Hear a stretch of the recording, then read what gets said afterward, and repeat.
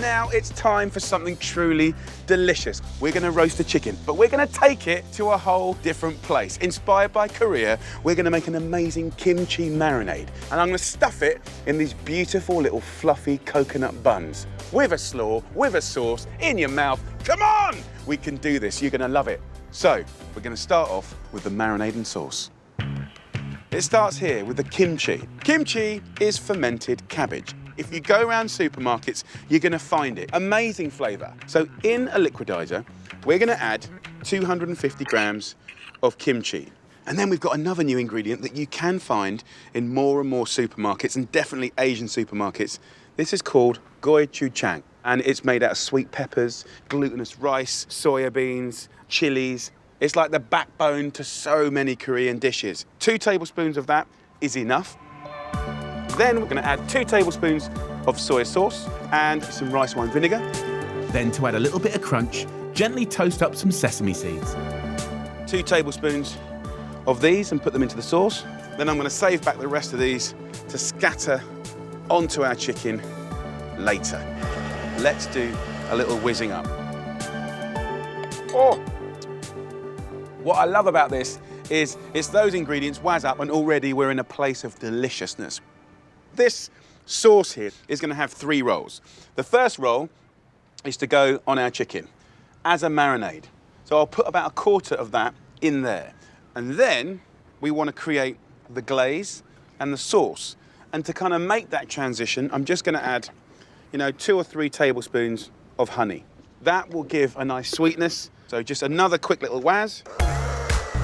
So pour half in a bowl for your dipping sauce and keep the rest for your glaze. So with a marinade, rub it around the bird, under, over, get right in the wings, get right in the legs, rub it all the way around. Now, we're gonna roast this chicken for 1 hour and 20 minutes at 180 degrees Celsius, which is 350 Fahrenheit, and it's gonna be gorgeous. Right, so now we're gonna do the buns, steamed buns. They're light, they're fluffy. I'm using this tin as my measure. 1 tin of coconut milk to 2 heaped tins of self-raising flour. It works every single time. So move it around with a fork as much as you can until it gets too hard, and then we can use our hands and just knead it up. And that flavor of just very gentle coconut is sublime. What I'm gonna do now is make about 10 to 12 little buns. Get your hand like a little cage. Put the palm of your hand down quite hard, and then as you pull your hand up, you make a little tight ball like that. Now, get your dough and roll it out roughly around that big. But what we want to do is steam it like that. So it's like a little parcel that we can open out. Now, we don't want it to stick. So I'm going to take a little bit of greaseproof paper and a little sesame oil, and I'm just going to take a little dab on my finger and then put our beautiful steamed bun like that. The recipe's so simple that we can just spend a bit of love and care making these edible little kind of transport units that are going to go in your mouth. Lovely. Then after 1 hour and 20 minutes, have a little look at my friend here. It looks like a very gnarly, rustic, spiced up chicken. That leftover sauce that we had, do you remember we put the honey in there? That can now become like a glaze. So we can stick things to it, like the sesame seeds. And I'm gonna put it back in the oven, not to cook, the oven's now off. But that heat will just kind of tighten up that glaze, and that gives us like 10 minutes to steam up our buns and make our little slaw. This is gonna be amazing. I'm gonna place these buns, 6 at a time, in a layer of these steamers. The bread's gonna like rehydrate, it's gonna puff up. Put some water in a pan, get that boiling, and this goes on top. It literally takes 10 minutes to steam. Happy days. so onto the slaw. I've got some bok choy here, I've got some Chinese cabbage, some carrot, and I've got some spring onions, and I've got some chili. Add the zest and juice of 2 limes and a teaspoon of sesame oil. Now the last ingredient, chili flakes, and these are the sweet chilies that go in that lovely chili paste that we've used. They're not hot, they're actually quite sweet and very delicious. And then really finely slice these ingredients. Try and get it thin, not chunky. So just dress this up, almost like shake it in your hands. Let's bring the little party together. Out with the chicken, come on! I mean, look at that. It looks amazing. Imagine putting that on a dinner table. Come on, guys, get around. Dips, sauces, little bit of slaw. Let's have a look at the buns. Yeah! Right, enough talking. Let's eat. Let me show you how to make one of these buns. This is what it's all about. And I want to hit that with just a little bit of our sauce. Bundle it with a nice wodge of this slaw. So get chunks of the chicken. It's juicy and it's going to be messy. And look at that, my friend. A beautiful stuffed steam bun just for you. Right.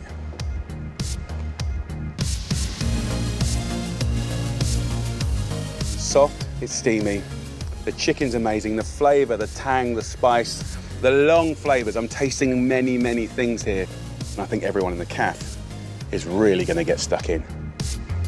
I want to show you my expression of an Indian dosa. A light, crisp pancake batter filled with amazing vegetables, spices, with an array of sauces and pickles. It's so comforting, so delicious. So for this amazing dosa, you need an amazing fermented batter. It's very easy, but it's a 2-day process, and the fermenting might freak you out. Don't let it freak you out. The fermenting will give you texture, bubbles, and flavor like you won't believe. There's 3 ingredients that we're using here. You can get them in all the supermarkets. White rice, we've got the white split peas, otherwise known as urid dal, and then fenugreek, one of my favorite spices, very savory and really fragrant. Cover with water and leave to soak for 6 to 12 hours until the grains have plumped up and softened. Then blitz it all together until smooth. So that's the batter made, and now we let the natural bit happen, the magic bit, the fermenting. You'll see, because you'll see bubbles, right? That will be flavour. As it's the weekend, we've got time to leave the batter to ferment overnight at room temperature so we can get on with the fun stuff. Now it's all about the filling, and I'm going to do one with potatoes, plantain and squash with amazing Indian flavours. We're going to begin the story with 1 tablespoon of coconut oil, a heaped teaspoon of mustard seeds, a teaspoon of fenugreek seeds, turmeric in the corner. I don't really want to over toast that. Then we're going to add these incredible curry leaves. Then finally chop a 10cm piece of ginger, 2 red chillies and add to the pan. Look at those colours, oh my Lord. And then we'll go in with 3 small red onions. The potatoes, it just kind of gives it that starchy stodge that I like. Then there's this little fella, the plantain. I mean, it looks like a banana, but it's more starchy, more substantial. It's fantastic. And then I've got some amazing squash. Look at the colour. I mean, this is really nutritious, delicious, colourful food with spices and herbs. Honestly, when you eat this, it's going to blow your mind. So pop the tray into the oven at 180 degrees Celsius or 350 Fahrenheit and let the filling cook for an hour. This is the really exciting bit. We're going to make the sauces and the pickles. The ones that we know probably most is mango chutney. Delicious, but I want to show you one that's full of life, full of vibrance. Take 3 nice, really ripe tomatoes and just gently and carefully grate it. What will happen is it will mush the flesh and it will leave you with the skin. On these box graters, see there's a finer side, so I'll use the onion for that. And the acidity in the tomatoes is going to kind of like almost pickle the onion. It's just going to have that kind of nice saucery tang to it. Grate in a small piece of ginger, season with salt, and add the zest and juice of a lime. And the lime juice will be like a ray of sunshine. So simple, so quick.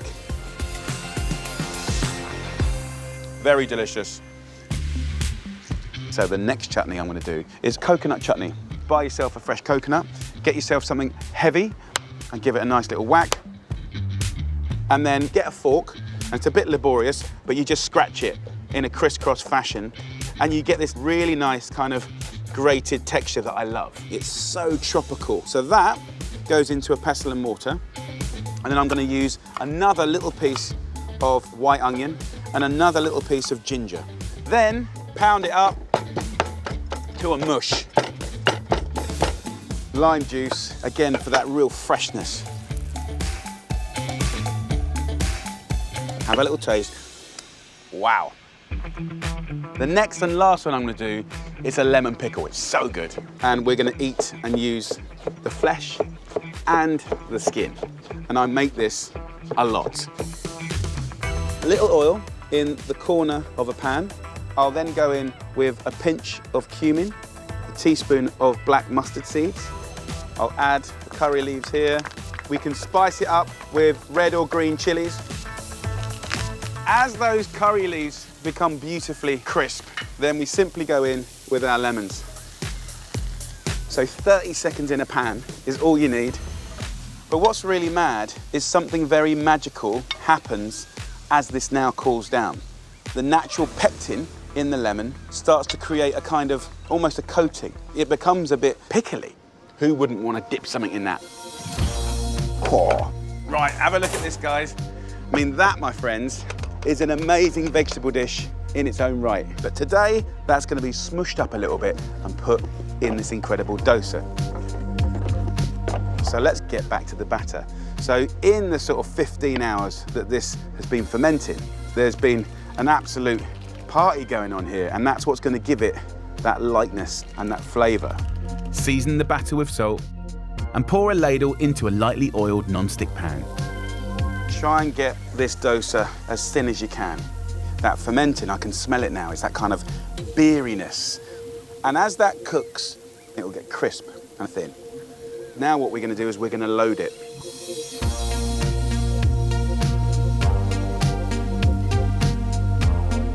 Wowzers. I mean, look at the thinness of this. And happy days. This is like no pancake you've ever had before. This, guys, is a dosa. Those intelligent, brilliant Indian flavors that I love so much. Right, enough talking. Let's do it. As I tear off little bits, I can go in and kind of take some of that tomato chutney and maybe a bit of, you know, the coconut. Mmm. Oh my Lord. Smiles all round. It's absolutely phenomenal. I don't even want to talk, I just want to eat. It's time for something truly scrumptious. Beautiful chicken katsu curry with a wonderful homemade curry sauce, coconut rice, a little pickle. Weekend dishes do not get more delicious than this. So it all starts here with the chicken breasts. Now, a chicken breast is fat on one side and skinny on the other. Now, we can fix that by putting some greaseproof paper on top, and by using your hand, we can smash the fat end. It will tenderize it, it will flatten it out and make it cook more evenly. Once you've done that, we're going to make the most delicious marinade. Very simple. Now, I'm using buttermilk. 250 mils goes in. It's going to give you a beautiful creaminess, acidity. To this, I'm going to add 2 cloves of garlic, and I want to crush it straight in. We're going to add curry powder, 2 teaspoons. So mix this up. So the breasts are now going to go straight into that bowl, and we'll just give it a little mix around. If you leave that for about 2 hours, amazing. If you leave it overnight, oh my Lord, different level. Now, time for the curry sauce. It's full of flavour. It's going to taste a million miles better than anything you've got from a takeaway. So look, in a pan, we'll go in with some oil. We're going to add some onion, a carrot, a nice thumb-sized piece of ginger, 2 cloves of garlic. So get the onion chopped up as fine as you can. Finely slice the garlic, so nice, fragrant beginnings. And then the ginger. Fresh ginger is really going to lift this dish. Then roughly dice the carrot and finely chop a bunch of fresh coriander stalks, keeping the leaves for later. Look at those colours. And to this, right now, I'm going to add spice. So first up, curry powder, 1 teaspoon. Then garam masala, 1. And then the amazing turmeric goes in. Fry over a medium-low heat for about 15 minutes until the veg starts to caramelise. So look, guys, we've got colour happening here, and it's that commitment to the colour that's going to give you flavour. So a couple of dessert spoons of plain flour goes in. So the flour acts as a thickening agent, and a nice big heaped teaspoon of mango chutney to get that balance of spice and sweetness. And now we're gonna add some water. So just simply boil and simmer this to the consistency that you like. If, however, you wanted to pimp it up with a little bit more spice, you can absolutely take some fresh chili and just finely slice a little bit. And that, my friends, is your next go-to easy curry sauce. Absolutely delicious. Oh, right, this comes off the heat. The next bit is perfect, fluffy coconut rice. So into the pan with a mug of basmati rice and 2 mugs of boiling water. And then add 2 tablespoons of coconut cream. This is gonna give you incredible flavor. And then all I wanna do is season that with a good pinch of salt, and you can add just a half a lemon in the top. Leave the rice to simmer away for 10 minutes or until the water has evaporated. And it's time to make a quick pickle. So finely slice a red onion, carrot and some chilies, then squeeze the juice of a lemon, season and mix together. Because there's a lot of lemon juice in there, it will start to pickle the onions, the carrot and the chili. And then what I do is just grab the coriander leaves and just tear it on top. Pickle done, and we can get on with preparing the chicken. Let me show you how easy it is to breadcrumb. Just take your chicken like this and place it in panko breadcrumbs and then apply some weight. The buttermilk will act like glue and we'll get an amazing coating. You want to add about ½ centimetre of oil. Get that nice and hot. When it starts to shimmer, we're going to go in with the chicken. You want it on a kind of medium high temperature, about 4 minutes on each side until golden and crisp. Now, let's turn it. Look at that, proper crispy. Oh yes, we're good to go. Put the rice on the plate. I'm gonna get my chicken and just slice it up. But you've got that lovely crispy chicken, pearly white, crispy outside, but still juicy. Happy days. Look at that. I like to get a bit of that curry sauce and put it over the rice and the chicken, and then get that amazing pickle. That is a little thing of joy. Only thing left to do, eat it.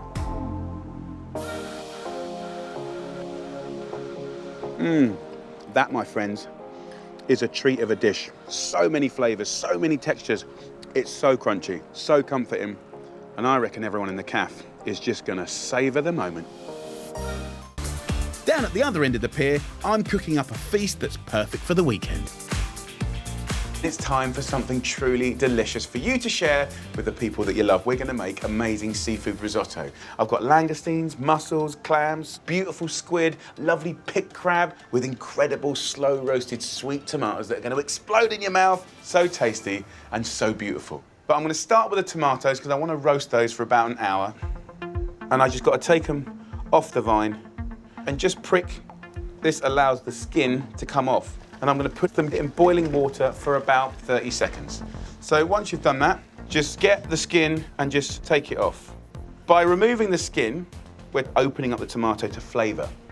And by slow roasting them, we're gonna make them like little explosive, sweet tomato-y bombs of goodness. Take the skins and actually put them to the side. I wanna add a few fragrant things. Let's take a couple of cloves of garlic and just finely slice it.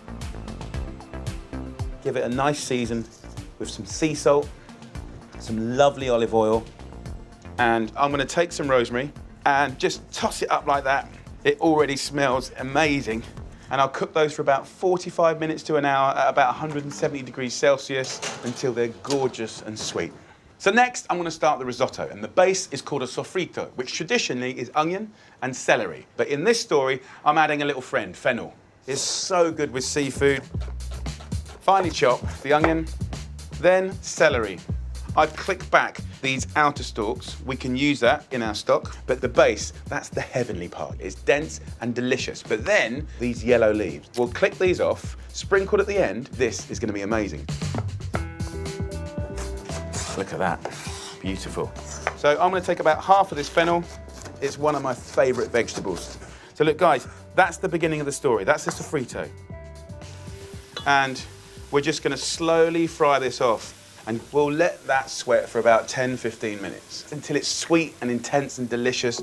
So next up, the very special spice, saffron. By weight, still one of the most expensive products in the world. And these are the little stamens of the crocus. But what amazes me is how just that can make a difference to a plate of food. So just grab yourself a little dish, and I'm gonna use boiling water from the tomatoes, and as that infuses, the smell and the colour are gonna transform this water. Extraordinary. I'll let that continue to infuse. So let's prep some fish, guys. This seafood risotto, I'm going massive today. So I've got crab, I've got langoustines, right? So what we can do very simply is take the tail off, we can just squeeze it into itself, we can just peel that and get that lovely sweet meat out. I'm just gonna slice them up. Then let's get our squid. Just take the time to finely slice it, make it delicate. We've got amazing seafood in Britain. There's so much of it. We've got mussels, we've got clams, we've got crab. All nice and sustainable. What a beautiful celebration of British seafood.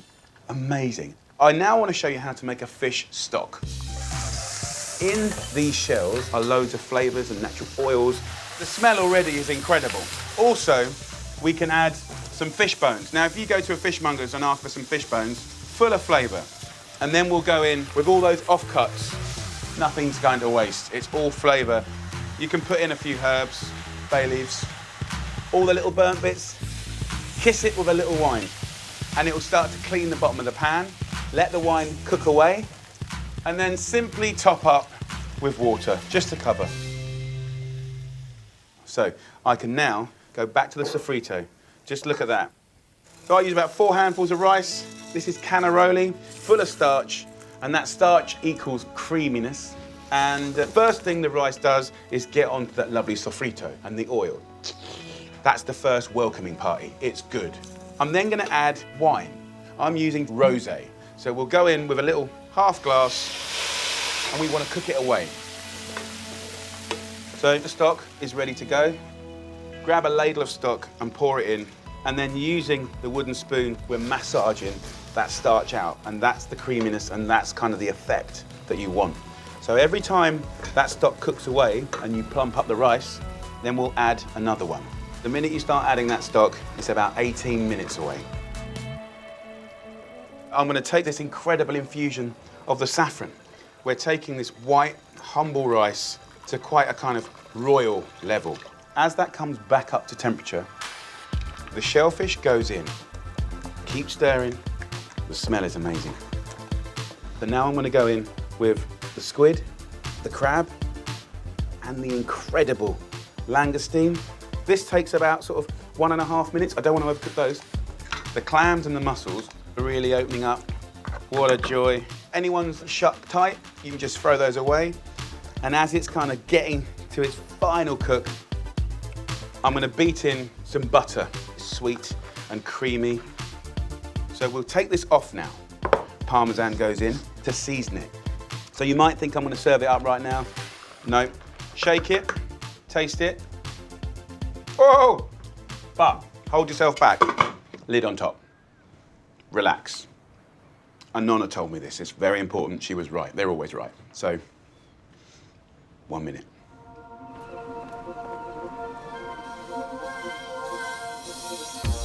So it's had its minute, and it's gorgeously oozy. Oh, mamma mia. Let's get those tomatoes out. Have a look at this, guys. Beautiful. And just bob these around. And then simply finish with those delicate little herbs. And then the fennel tips. Not just beautiful, but delicious. And then just a little finish of our extra virgin olive oil. Hallelujah! The most incredible risotto that's gonna blow your mind. Let's have some.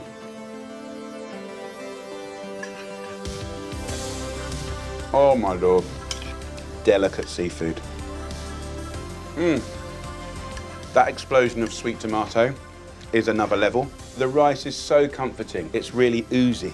But then every mouthful is different, right? You might get a little bit of clam, you might get a little bit of mussel. Such joy. I'll tell you what, that is a very, very special dish for a very special guest. At the weekend, I like to do things that make you feel like celebrating food, getting excited, really getting your taste buds going. And actually, it doesn't always have to be posh. We're gonna make the most incredible British burger, the most amazing homemade patty, red Leicester burger sauce, pimped up with pulled oxtail. A British burger like you've never seen before. We're gonna start with oxtail. And before you run away and say, no, you've got to stay with me on this because it's next level stuff. So I've got 1 kilo of oxtail here. You can get it in any butcher's. So some basic seasoning with salt and pepper. And then we're gonna go into a pan and we're gonna brown it off. So you have the benefit of the bone and the marrow, and it gives you a kind of depth of flavor that's amazing. Let's get it really dark and golden and gorgeous. I want this amazing ultimate British burger to represent Britain. Cue the music. That's enough. And I want it to have texture, so patty, melted cheese, pulled meats. But when we put it together with the burger sauce, I want to be able, wait for it, to dip it in gravy. Filthy. I love it. So that's going to make the pulled meat and the gravy. So as that cooks, I'm going to add some onions and a really good shake of Worcestershire sauce. And then what I want to do, because remember we are doing a gravy, 4 tablespoons of flour. So I'll take the oxtail out now and put it into a little casserole pan, just caring enough to start getting colour even on the flour. And it's all going to add to the richness of the gravy. A little seasoning and 1.5 litres of vegetable, chicken stock, beef stock, whatever you got to hand. So let's just take that stock over the oxtail. And then I'm just going to cover it in a little greaseproof paper and then bring in the tin foil, cover it nice and tight like that, into the oven at 180 degrees Celsius, 350 Fahrenheit, and just let that oxtail slow cook for 3 to 4 hours until the meat falls off the bone. And this is going to give you loads of time to get on with your weekend, go do some stuff, knowing full well that something very special is about to happen. So when the time is up, have a look at that, guys. Oh, it smells so good. And you know what? It reminds me of my dear old nanny Betty. She used to love cooking this. The meat just falls off the bone. It's so, so good. Here is the gravy, by the way. Just skim off this fat and then push the gravy through a coarse sieve. You don't have to do it, but I quite like a finer gravy, right? I think it's a bit more elegant. And then these chunky bits can go back into our pulled meat. Just put a fresh swig of Worcestershire sauce in there. And then you can take a herb like parsley just to give it a little bit of contrast. And that on our burger is going to be amazing. I'll pop that in the oven and turn the oven off, okay? Just to keep it warm. So, let's make the burger sauce. Let's get our pickle. It will give you tang and crunch. Then lettuce is surprisingly sweet. And then tomatoes. Get an overripe one, and that'll have wonderful flavour. Season it with salt and pepper, and then just dress it in a little yogurt. Look at that. I love it. So now is patty time. I love the chuck steak. It has a natural mix of fat and muscle and flavour. Don't overthink it. Roll it up, squash it out. Happy days.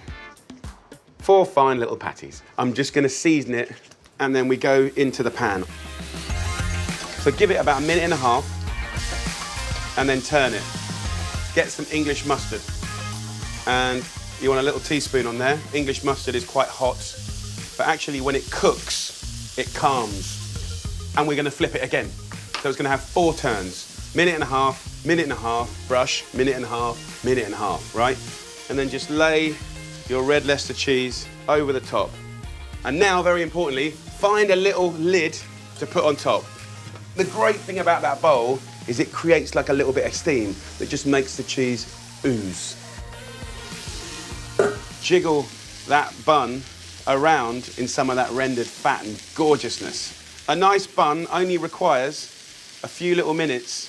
It's the time to show you the ultimate burger. Let's get the oxtail out of the oven. Look at that. Oh my Lord. We take the burger sauce, 2 little spoons. Look at that. And that ooze is a thing of beauty. Incredible oxtail. Oh my Lord, behave. And then a little bun on top. But we ain't done yet, because remember, we made that gravy. And then you dip it. There's no polite way to eat this. It's gonna be messy, but it's gonna be one of the nicest things you eat. Pure indulgence. Oh. Down at the other end of the pier, I'm cooking up a feast that will add a little bang to your Sunday lunch. It's the weekend and it's time for an incredible roast like you've never had before. I'm going to show you how to make gunpowder lamb, an amazing Southern Indian inspired dish, gnarly, crispy outsides, but blushing and sweet in the middle, with incredible coconut rice, pineapple salsa, the best feasting meal ever. And it all starts with a gorgeous leg of lamb. So ask your butcher to debone and butterfly it for you. So if we look at the lamb here, I want to just kind of accentuate opening it out. So I'll just score it a little bit here. So I'm kind of evening out the thicknesses. Now, the reason for butterflying it is kind of opening it out like a book, exposing surface area, but allowing a paste or a marinade to really get in there. So now we're ready for some flavour. The gunpowder spice mix. It's actually called poddy in southern India. Gunpowder meaning it's got kick. I'm just going to toast some spices. Go in with 2 teaspoons of coriander seeds and then 2 teaspoons of fenugreek. Black pepper, wonderful. And then I'm going to use 2 teaspoons of turmeric, 2 sweet cayenne, and then 2 of these brilliant little dried chilies.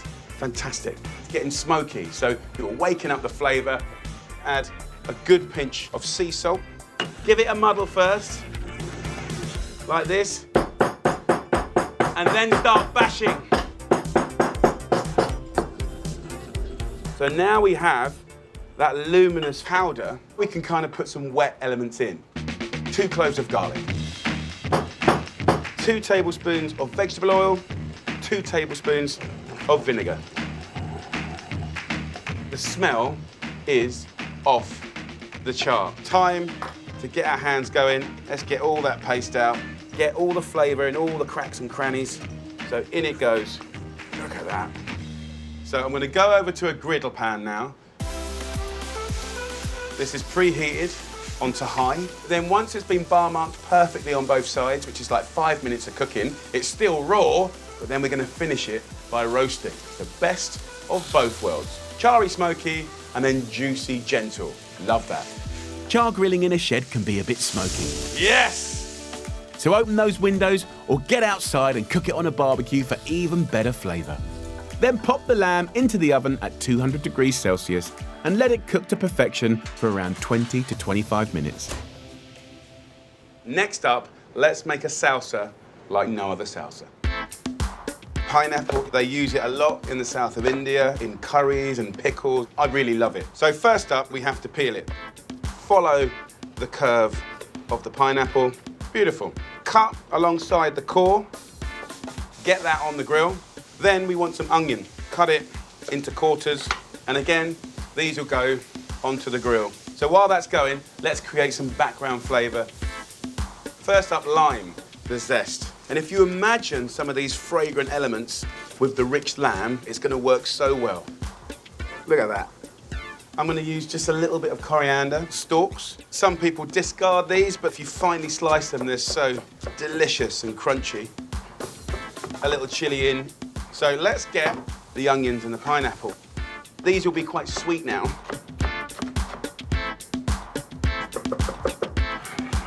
Look at that. So, salsa done. Now, what we're going to do is the most amazing coconut rice. A tablespoon of vegetable oil goes in, then go in with a couple of teaspoons of mustard seed. Then we go in with curry leaves. And as they're frying, I'm going to get a couple of chilies, scrape the seeds out. That's removing most of the heat. And then in there we go too. So let me give you a fail-safe rice quantity. So for 4 people, you want 1 builder's mug of rice. Now, to every cup of rice, you want 2 cups of water. Season it, and then last but not least, some coconut cream. It's got the most fantastic tropical flavour. And I'm gonna crumble that in. The gas is on full whack. That'll take about 12 minutes to cook until light and fluffy. Then I'm gonna turn the heat down and let it kind of sizzle to give you a crust. This has had just over 20 minutes. Look at that. We'll let that rest, and we want that to rest for like 15 minutes, okay? Gunpowder juices. Oh my lordy lord. What I want to do now is a beautiful, simple mint yogurt. Get yourself a nice little bunch of mint. Put it in there with a good pinch of salt. Smash it up to like a little paste. Take some beautiful organic yogurt and then marble it in. Look at that. Let's get it going. I'm very, very excited. Gunpowder lamb. Imagine carving this at the table. It's time for the rice. Before you get to burning, right, there is a really sweet spot that's called crispy bits. So go around the rim of the pan with a little spatula, because what you're doing is trying to make it not stick. I want to turn it out like a sandcastle, right? Put this plate or board on top and just confidently go 1, 2, 3. Fluffy on the inside, crispy on the outside. I've got a few little poppadoms in the story, beautiful. And then I've got the lamb. We then have that complete surprise contrast of that pineapple salsa. A nice little bit of mint yogurt, absolutely beautiful. A few little bits of coriander, and Bob's your uncle. It's time to eat. All right. There's so many exciting things going on. Gunpowder spices, the gnarly outside with that really juicy, blushing inside that's sweet and delicious. And then you go for the mint sauce, the coconut rice, then the pineapple salsa. Davina, Jimmy, and everyone in the cafe, they're going to be making some very happy noises.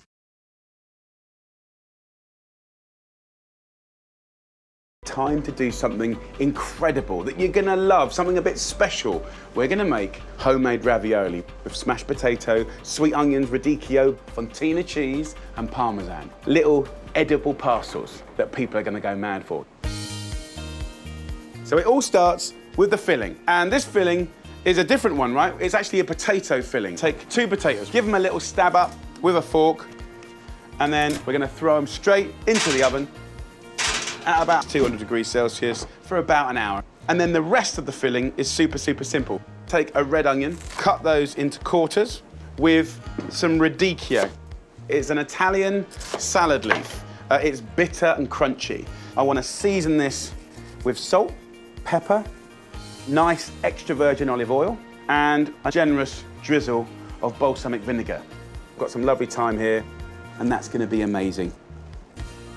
Get some greaseproof paper, tuck that up into bed. So, let that roast away for about 40 minutes to an hour, and then both of them will be raring to go. But of course, to wrap that filling, we need the pasta. So, in a bowl, add 400 grams of pasta flour, and then in there, about 70 grams of semolina.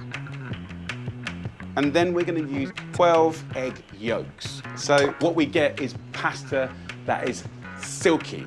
I mean, look, the point of making your own pasta is to do something exceptional, something extraordinary.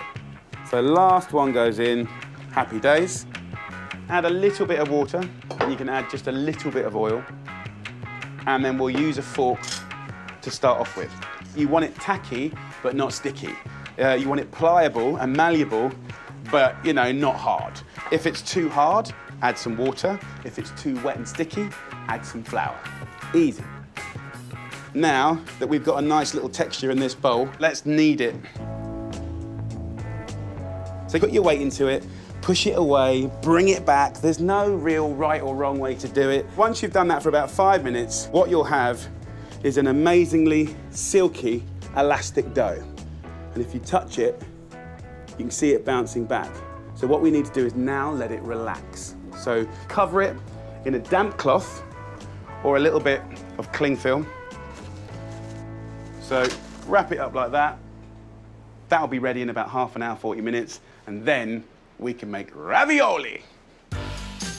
Once cooked, take the fillings out of the oven, finely chop the radicchio and onion, and scoop out the potato from their skins. And then cheese is going to be what kind of makes this sort of holy trinity of flavors. So I'm using Parmesan, but I'm also using Fontina. But the nice thing about this is you can use any cheese you can get your hands on, as long as it melts nicely and it tastes delicious. Mix it all together and season to perfection. Take chunks about this big.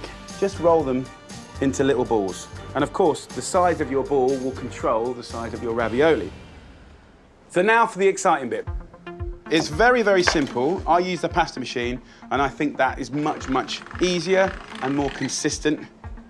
So for the first couple of goes, go onto the widest setting, roll it through, fold it in half, and lightly flour it. And then each time we run it through, we'll go down a notch. So every time you take it down a notch, you're making the pasta sheet thinner and thinner. There is our lovely sheet of pasta. Right, let's lay it out and just put a little bit of water in there.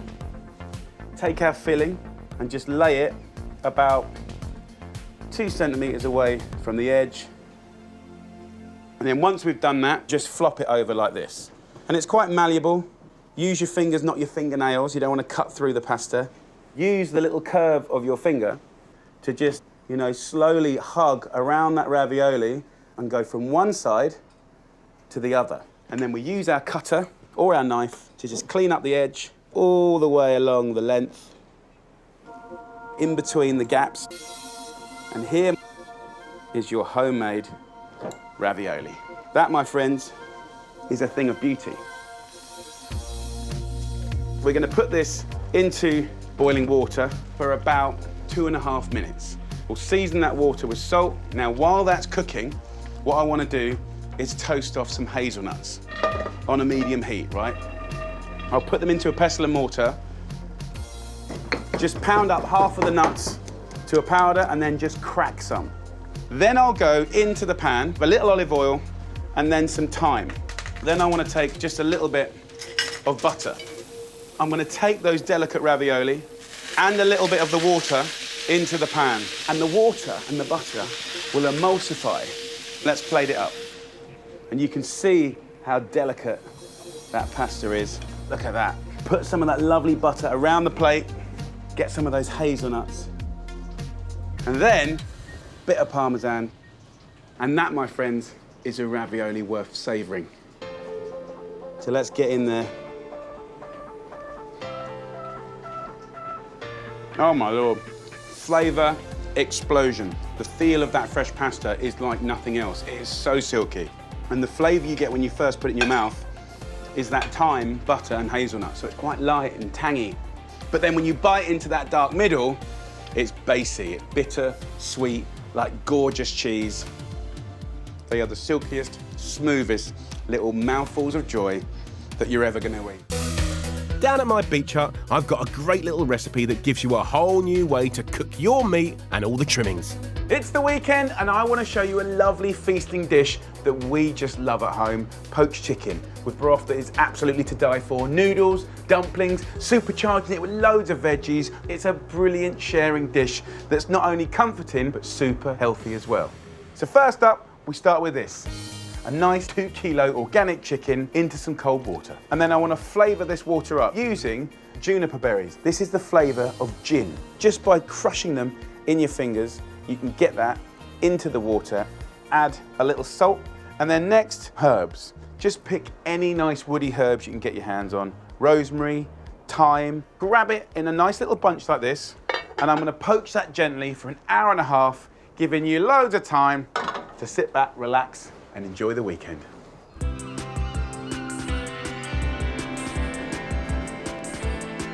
So we've had an hour and a half, and I just want to show you what's going on in the pan here.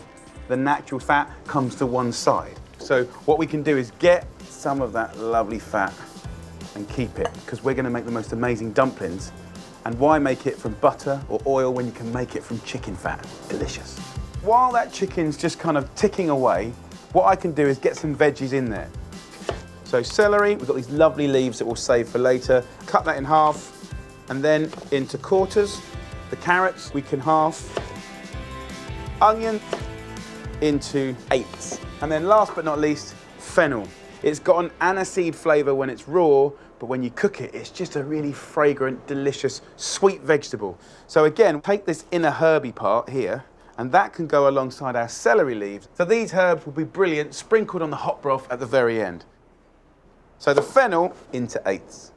So the perfect time to cook these veggies is about half an hour. We're going to get the flavour from all the veggies kind of cooking into the chicken and vice versa. So next up, we're going to make the most beautiful little dumplings. So it starts with 120 grams of matzo meal. You can get it in all the supermarkets. Add 4 eggs to that, and this makes the most fantastically light and delicate dumpling that sucks up the flavour from the chicken broth, and that is what it's about. Season up with salt and pepper, and then this fat that we've skimmed off the chicken. We're going to absolutely utilise as much of that flavour as possible. Give it a good little mix up. Get a little matzo meal on my board here, like that. So roll the little dumplings with slightly wet hands, and you'll get a lovely little ball, just like that. And as they sit on the little extra dust, it'll absorb it and almost create like an outside coating. Rolling, rolling, rolling. That is the dumplings done, but I do want something to spice up my life, right? So I want to show you how to make homemade mustard and some homemade horseradish sauce. So the homemade mustard is really simple. You just get it dried in a little tin like this, season it up with some salt, and then I think the important thing is that we use really nice vinegar. You know, when you go shopping, have a little look. There'll be cider vinegar, you know, white wine vinegar, and you really do get what you pay for. And we just kind of keep mixing it, get the consistency that you want. It's delicious. Really, really good. So next, horseradish sauce. If you ever get the opportunity to buy a chunk of horseradish, please go for it. Just peel the outside like that, then get a fine grater and just have a little grate up, and then add it to either yogurt or creme fraiche. This is going to be a horseradish sauce with attitude. Now I want a bit of acidity there to sort of balance it, and I'm going to use a lemon. Just a little bit of sourness is going to be amazing. So look, in no time at all, we've made 2 beautiful sauces. Of course, you could just open a jar. Of course you can, and it's delicious, but not that delicious. Let's move the chicken over here. Look at that. Use a little sieve and just pour some of this stock over these dumplings. And by now, this broth is tasting incredible. Put these back on the heat now and get that chicken stock boiling, reducing, getting more intense. And then I want to just cook that for about 5 minutes. And what's nice is as they're boiling, they're sort of spinning around, swelling up, sucking up that chicken stock. And we can add to that. We can add kind of vibrance. So we can go in of seasonal peas, broad beans, but even in the winter, frozen peas are amazing. Also, noodles. It's just the sort of thing I love in a bowl to kind of slurp on. So in with the noodles for another 5 minutes, and we're ready to go. So while that cooks, I want to show you how to pull this chicken. If I just get the other side of the ladle, pick the chicken up like that, and then just get it onto this platter. And then on the platter, let's move the veggies in. Look at that. What I want to do now is break up this chicken so I can literally just pull all this off the bone. The cooking's done all the hard work for you, and it's very, very tender now. Okay, so in the pan here, just the colour, it's just, you know that that's going to be beautiful. And we can just top up. So a bit more on the noodles, yeah, we'll take it. Go over to the platter and be quite generous, because it's all about the broth. Joyful, nice extra virgin olive oil. Just drizzle that over the top. And then get those herbs, the little bits of fennel and the little bits of celery leaf, just pick those over the top.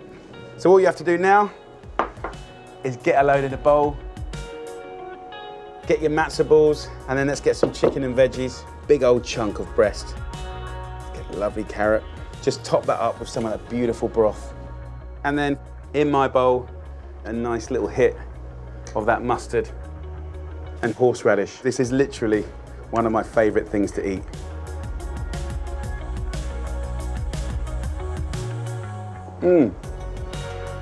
Delicious.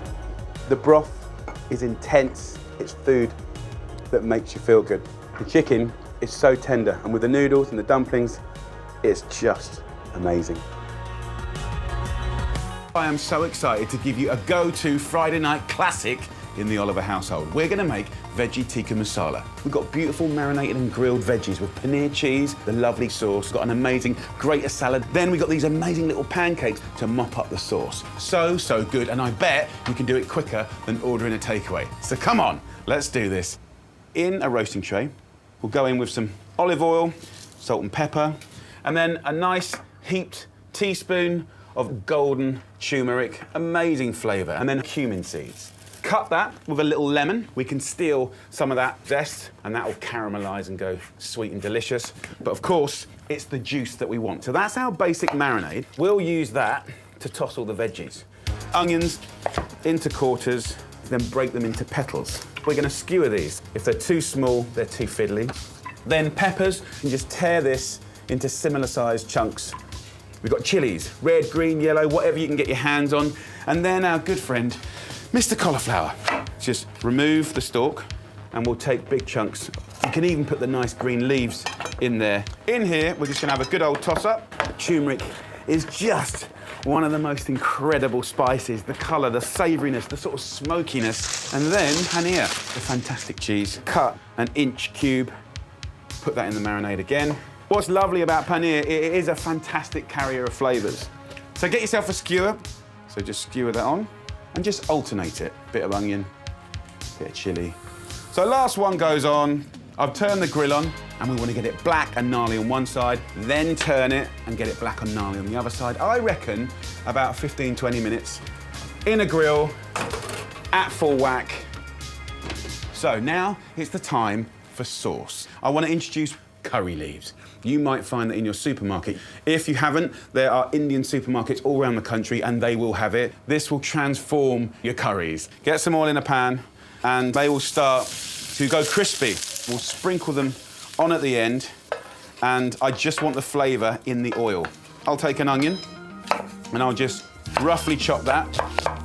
That goes in to that curry leaf oil. I've got 4 cloves of garlic, roughly sliced them.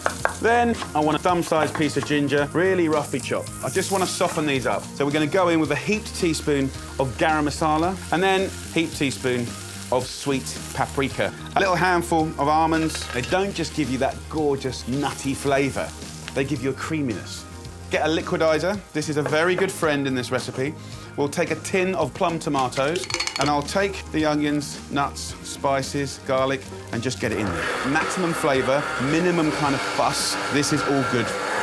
So, back into the pan. This is the base of your sauce. Nice and smooth. We're then going to go in with chickpeas, really soak up the flavour beautifully. I've got some coconut milk here, so I'm going to put most of the coconut milk in. One last thing, and that's just a nice, generous heaped teaspoon of mango chutney. Give that a stir. That is the welcoming party for our grilled veg. Let's start thinking about how we're going to make this Friday night special.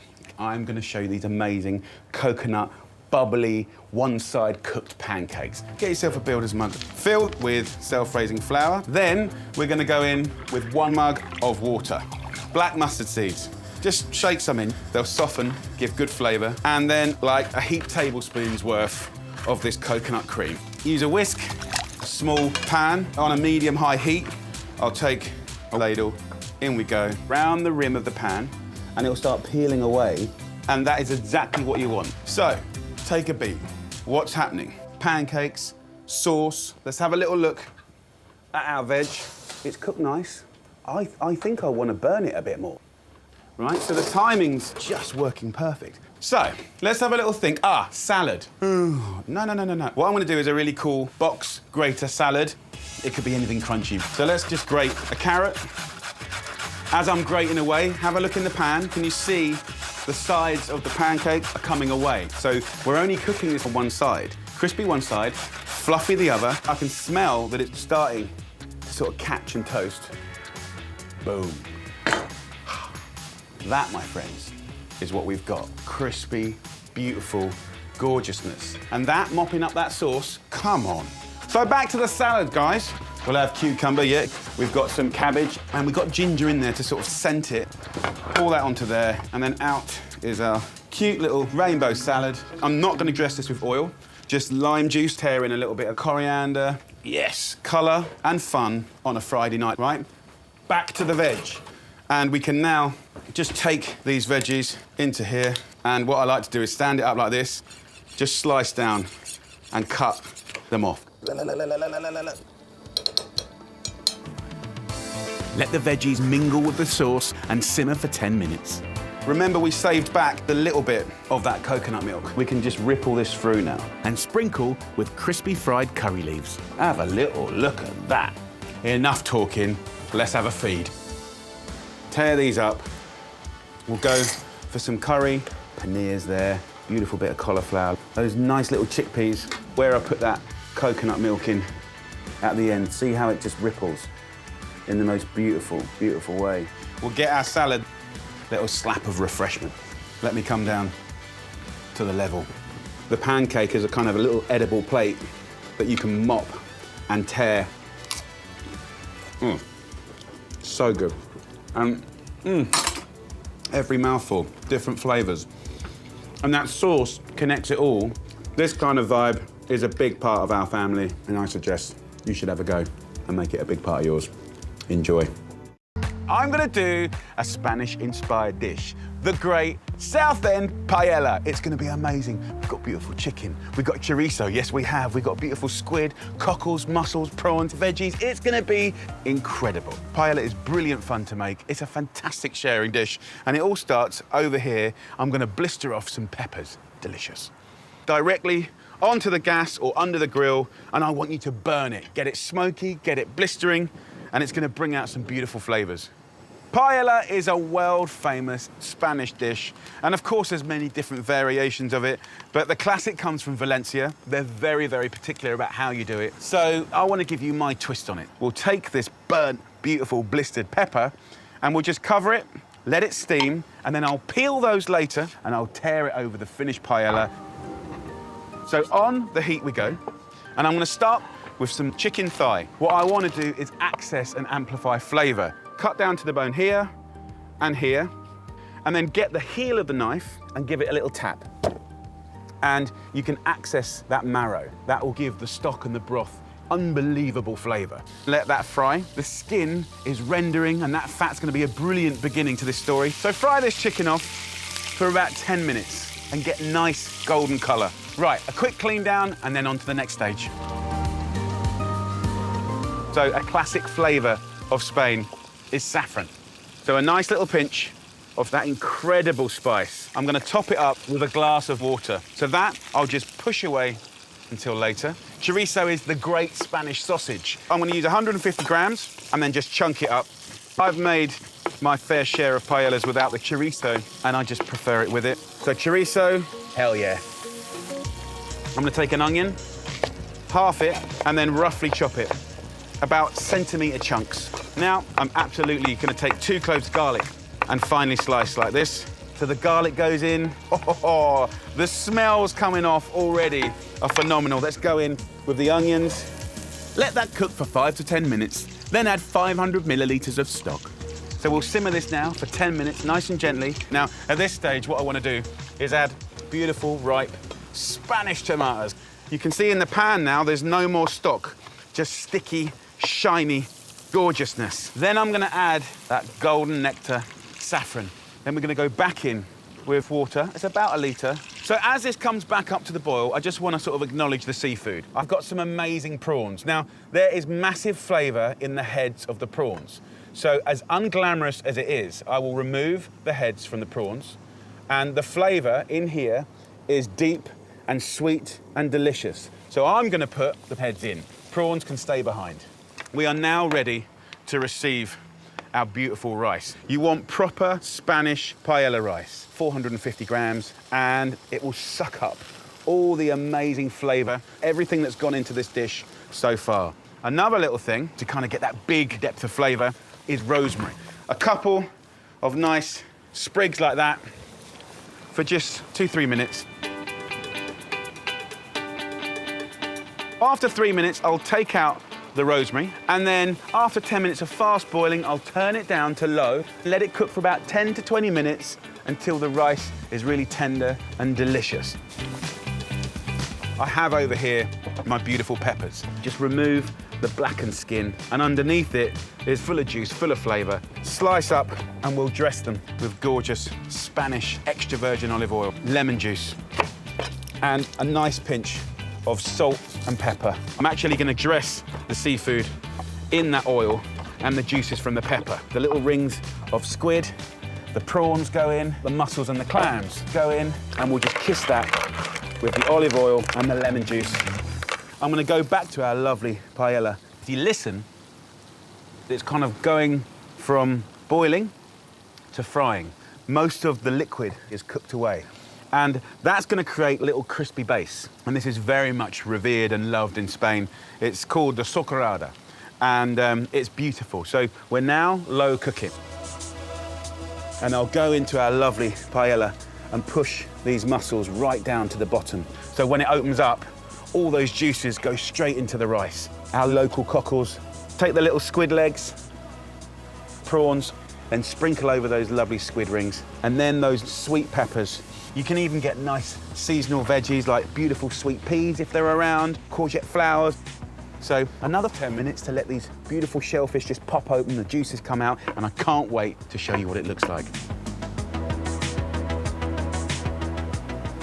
So this beautiful South End paella has had give or take about half an hour, but let's have a little look. Come on, look at that! Yes!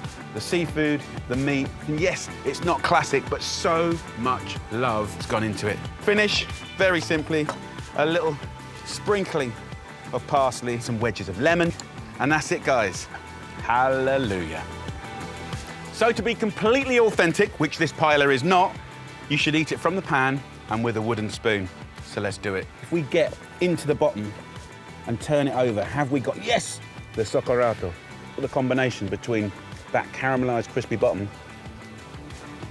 and that. Wow, what a joy. I think that might be one of the tastiest things I've had all year.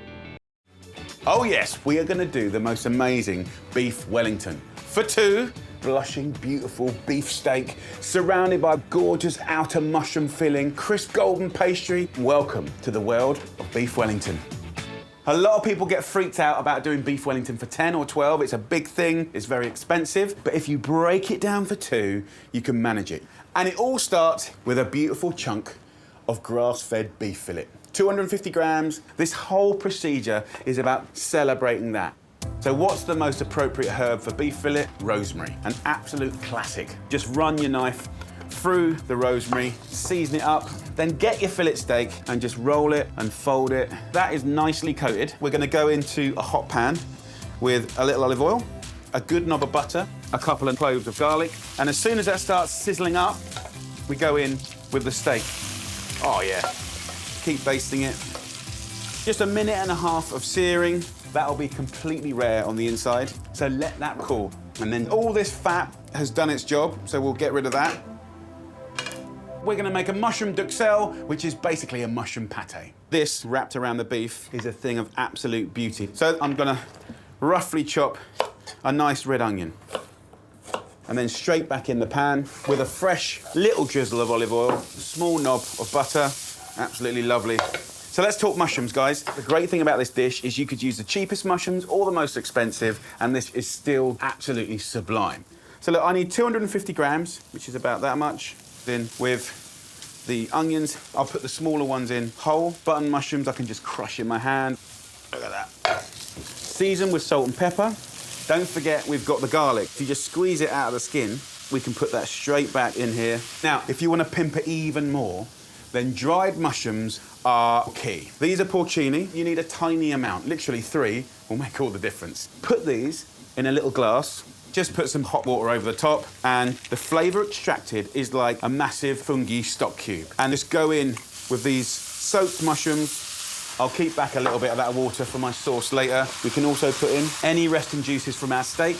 And at this stage, we're gonna wazz it up. Now, you can do this by hand, but I find food processors get that nice pate-like consistency. Lid goes on, and we'll have a little whiz up. Right, the duxelle is done. Next, I'll show you how to make pancakes. An absolute classic part of this dish to soak up any excess juice out of the beef fillet. So in here, we go with the 1 cup method. So grab yourself any cup. We're gonna do 1 milk, that goes in. We're then gonna go with 1 cup of self-raising flour. Lovely free-range egg goes in, 100 grams of spinach. So I want to add colour and flavour. So lid on top and a nice little wazz. And in no time at all, you get this crazy green pancake batter that is so good. Add a little olive oil to a pan and simply go in with that batter, just enough to coat the bottom of the pan. Once it's dried up on the top, you can simply just turn it over, give it 10 seconds on the other side. So there we have one lovely, vivid green pancake. So let's bring this together now. We've got the beautiful steak, the mushrooms, this amazing pancake. I'm gonna use this lovely little technique, which is gonna help you build this incredible feat of gastronomy. So I'm gonna add my pancake. I want the heat and the aggression of beautiful English mustard. Go in there with like a teaspoon and a half, boom. So you'll get that color and that heat, and then we'll take the mushroom. So we want just under 1 centimetre of this incredible mushroom paste. Just spend a little bit of time evenly moving this around. And then once you've done that, we're gonna grab our lovely steak, place that in there like that, and then we're gonna take one corner and another and bring it up. And then if you just twist it, the action of doing that, squeezing out the air, just gives you this perfect little kind of sphere. And that, my friends, is gonna sit inside your pastry, and it's gonna be phenomenal. Right, next we want the pastry. So I'm using lovely all butter puff pastry. So I can take this, place it on here, I can use my knife and sort of just trim it up like that. So we can take that off, and then I can place it on the pastry. And then I want some egg wash. Just go around the edge like that. So think of it like edible glue. We're gonna lay this over the top and just rotate it. It's just almost like tucking it into bed, right? What I wanna do is just kind of trim around the edge. So now, egg wash this. That is more than perfect enough to whack in the oven, but oh, no, no, no, no. I wanna do this for someone very special. So I'm gonna go the extra mile. Roll out a chunk of pastry. I only need half. I wanna show you a little technique that's kind of fun. So get a little knife and do little inch slices with a little centimetre gap. When it comes to the second line, we're gonna go an inch slice, but we're gonna go within the gap, like that. Now, they call this a lattice. This is an optional extra I absolutely love. Take your pastry and give it a little shake, and something beautiful will happen. I'm just gonna trim off the excess. Use your thumb and forefinger and push down that edge and have a pinch. Who would have thought a few scores and a few pinches could be so effective? We're gonna cook it in a preheated oven at 220 degrees Celsius for 25 minutes exactly at the bottom of the oven, so you get a crispy bun. Plenty of time to knock up a delicious onion and thyme gravy, finished off with a cheeky glass of port and that leftover porcini liquid. Simmer away until thick and shiny, and you'll have the perfect partner for your beef Wellington. Ho, ho, ho, ho. Look at that. Gorgeous. It is a thing of utter beauty. Get a sharp knife, commit to the middle, carve down all the way to the bottom, and then the moment of truth. Oh, yes! Come on, man, look at that. Let me introduce you to your new best friend. Beef Wellington for 2. Gorgeous. And just add that sauce so it surrounds that Wellington. Happy days. Right, I'm gonna go straight for the middle. Oh, it's so crispy. Right down to the bottom. Right, let's do it. Oh, wow. The beef fillet is so tender. That incredible mushroom d'Uxelles. The pastry's crisp, it's really special, and every now and again, you deserve something special with someone you love. It's Friday, it's steak night, and I want to show you the best steak ever. This is the ultimate T-bone steak, sirloin, fillet, beautiful beef dripping potatoes, and the best condiment ever, salsa verde. Let's do this. First up, I've used some fantastic red skin potatoes. I've cut them into like inch chunks, skin on, right? And then I've whacked them in water with 2 beautiful bulbs of garlic. Now, by parboiling them for about 5 or 6 minutes, you soften the potatoes, but most importantly, you convert that garlic to being creamy on the inside. And when it goes in the pan with the beautiful beef juices, it's gonna be caramelized and gorgeous. So spuds and garlic are on. Back to the steak. What you want to say to your butcher is, can I have a lovely T-bone steak? I want it at least 2 to 2.5 inches thick, 1 big chunk. You get different cuts. You get the sirloin, you get the fillet. This is going to be an epic thing. Get your steak out of the fridge an hour before you cook it. Very important. Now, we can see there's different thicknesses of fat here. Even it out, slice up this fat, put it in a pan.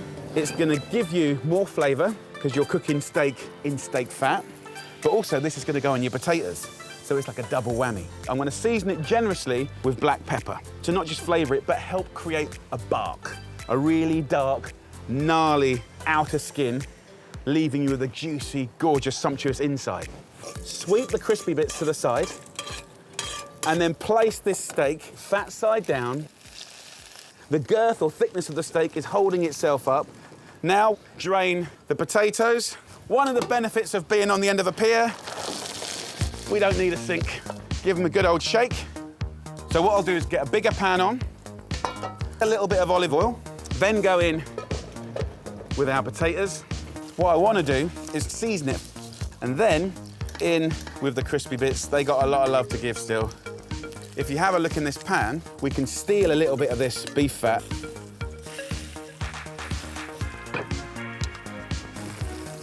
And this is going to make the best crispy potatoes ever. So back on the heat to get golden and crisp all over. That might take 30 minutes, depending on how big your pan is. So look, back to this steak now. Let's have a little look. Sizzling, dancing fat, gorgeous. So now, onto the bone side. You're going to get that heat going through the middle of the fillet and the sirloin. Also, bone marrow will find its way out, and it will end up kind of getting rubbed on the outside of the steaks, and it's going to be delicious. See that fat? We'll put this meat straight into it. We're going to use this rosemary brush, dab it in that fat, and I can smell already the story is changing. Cook this steak 1 minute each side, and you want to keep as much juice inside that steak as possible. So 1 minute, 1 minute, 1 minute, 1 minute, kissing it with rosemary again. This steak now has had about 4 minutes on each side. I'm going to cook it medium to rare. So that will come off the heat now, and we're going to let that rest, okay?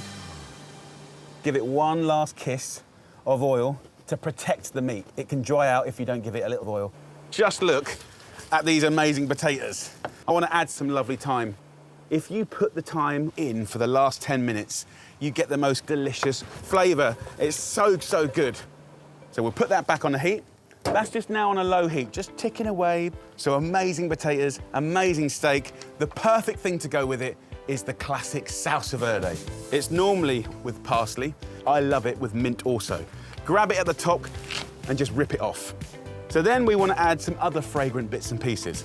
Gherkins, 2 or 3. Then anchovy, the thing that so divides people. You will not taste the anchovy, but it will give an incredible depth of flavour. Garlic, just a little half clove of garlic, a heaped teaspoon of capers. Now what we do is start to slice up. Once finely chopped, add a teaspoon of Dijon mustard, a glug of extra virgin olive oil, and a splash of good vinegar. This is like the Italians' equivalent of horseradish sauce, mint sauce. Beautiful. And now, time to serve. You can see how the juices have rested out. We love all that. So this is when your friends and family are around. You do not want them to miss out on this bit. Use your carving knife to follow the bone and take off the fillet. Then we've got the other side of the bone. And off it comes. Take the fillet and I can just slice it at an angle. You can go a little bit thicker now on the sirloin. Lay it out with pride. Take the juices and I will pour that all over the steaks. The salsa verde. Look at that. Crispy potatoes. Oh my Lord. That's what it's about. Outrageous. Come on, enough talking, let's just do it. Get yourself one of those gorgeous potatoes. A little bit of steak, nick a bit of the garlic. That beef, melt in your mouth. Every mouthful, you've got flavour, flavour, flavour, flavour. And that salsa verde is an absolute game changer. The tang of the vinegar and the cornichon, the capers, the garlic. Wow. There you go, lovely people. I know you love your steak and chips nights, but why not take a little bit of inspiration from our Italian brothers and sisters? Cheers. I am so excited to give you a recipe for an amazing homemade pie. Beautiful, crumbly pastry, chicken, sweet leeks, creamy sauce. This is gonna be amazing. It starts here with a chicken. So a nice free-range chicken. What I wanna do first is cut it in half. Just hold the chicken, get the tip, cut down the back, and then down the breast. So in a pan, we'll have just a tiny bit of oil. So chicken goes into the pan. I'm using the whole chicken. You get maximum flavour from the bones and the bone marrow, but also the joy of white meat, brown meat, and the sweet meat is incredible. So we got a second pan on a medium heat, and what I want to do is start frying off a beautiful base to give you the best pie filling ever. For that, I'm going to start with some smoky bacon. Just cut ourselves some little lardons. So into the pan we go, add a little oil, and that is an incredible welcoming party for vegetables and herbs. So we'll start off with thyme, to rip that in, and then base vegetables. 1 heart of celery, 1 onion, 1 carrot, and 1 leek. Roughly sliced into sort of 1.5 centimetre dice. Into the pan. I don't want the veg so small that it's going to disappear. I want to have chunks of veggies. So about 10-15 minutes of gentle frying. So that gives us time to clean down and make the pastry. Add 500 grams of plain flour to a bowl, a pinch of sea salt, and 250 grams of very cold butter. So by grating the butter like that, it just makes it so easy to rub into the flour. Pour in 100 millilitres of cold water and bring it together. And kind of hug it. No kneading, just hugging. That's what we want. And I'm gonna just form it into 2 balls. Divide so it's 1/3 for the lid and 2/3 for the base. Wrap them up and flatten out and leave to chill in the fridge until needed. If you look in here now, we have a nice bit of colour. That means we've got mega flavour already. I want to turn this into a beautiful sauce to stew that chicken, right? To pull out all that flavour. I'm going to use scrumpy, beautiful cloudy cider. Just a nice little swig goes in. The smell is phenomenal. And we want to cook all of that cider away. Go in with a heaped teaspoon of English mustard, 2 heaped tablespoons of plain flour, a litre of chicken stock, and bring to a simmer. At this point in the story, we've created that stewing environment, and we're taking that lovely, crispy golden chicken, and those bones are straight down into that sauce. So lid on top, and just let it blip away for around about an hour until the thigh meat pulls off the bone, and that will be incredible. This fat in the pan, by the way, I'm going to keep that for a little secret later. So the chicken is done. If I just pull the thigh meat, and it should just fall off the bone. That's what we want. Super tender, super delicious, happy days. Oh. So, meat into here.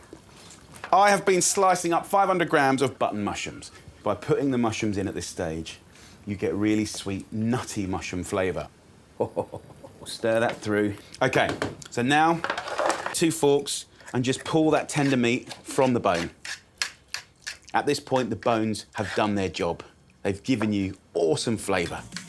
Carefully remove all the bones, add the chunks of chicken back to the stew, and mix through 2 tablespoons of creme fraiche. So I want this stew to do 2 things. Give me amazing, perfect filling, and then also an incredible sauce. And we can have both by one easy little trick that I love.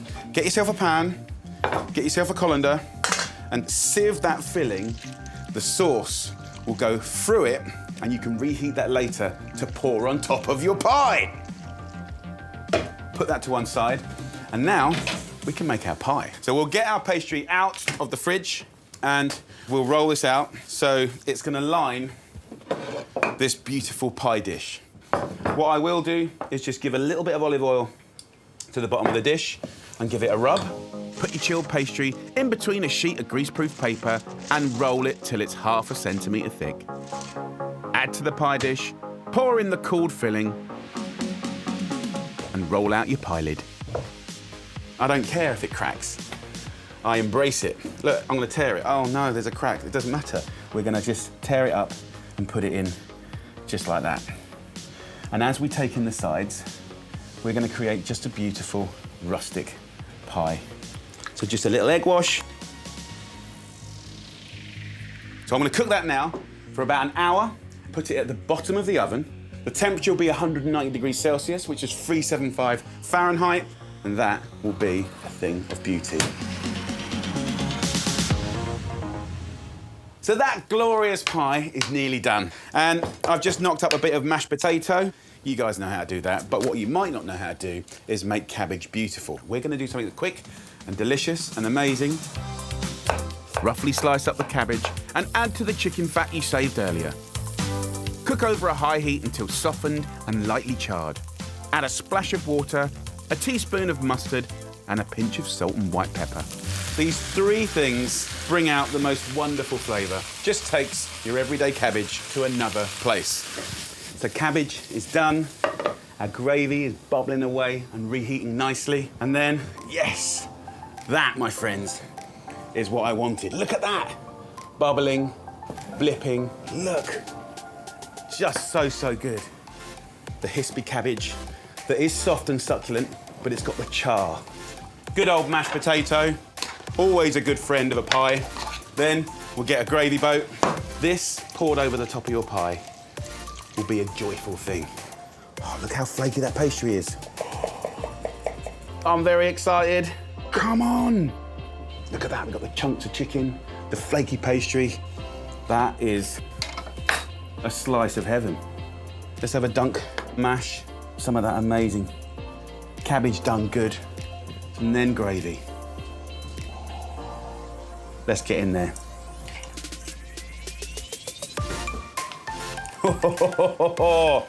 Hallelujah. You know, using the whole chicken gives you the hyper flavour. Everyone deserves to enjoy a good homemade pie. Guys, what are you waiting for? What Mel and you lot want to be having on a Friday night? It's time to make homemade kebabs. Woohoo! And this time it's a posh kebab because we're doing a mushroom shawarma, layer upon layer of beautiful mushrooms. We're going to marinate them. We're going to give them gorgeous spices. We're going to get it charred and dark and gnarly, and we'll carve that over beautiful thin flatbreads. You will go mad. So come on, let's do it. Homemade mushroom shawarma. We're pushing the meat aside. We're bigging up this incredible vegetable. So let's start off with the marinades. We'll go into a pestle and mortar with 2 garlic cloves, pinch of salt. Crack this into a paste. It smells fantastic. Then, maybe an unusual ingredient that you've never seen before. These are preserved lemons. The smell and the flavour is almost like a hyper lemon squash. It's extraordinary. So get rid of all the little seeds. Chop these lemons. You'll use the skin and the inside and give that a little pound. For me, this is really, really important to bring out flavour. A heaped teaspoon of smoked paprika.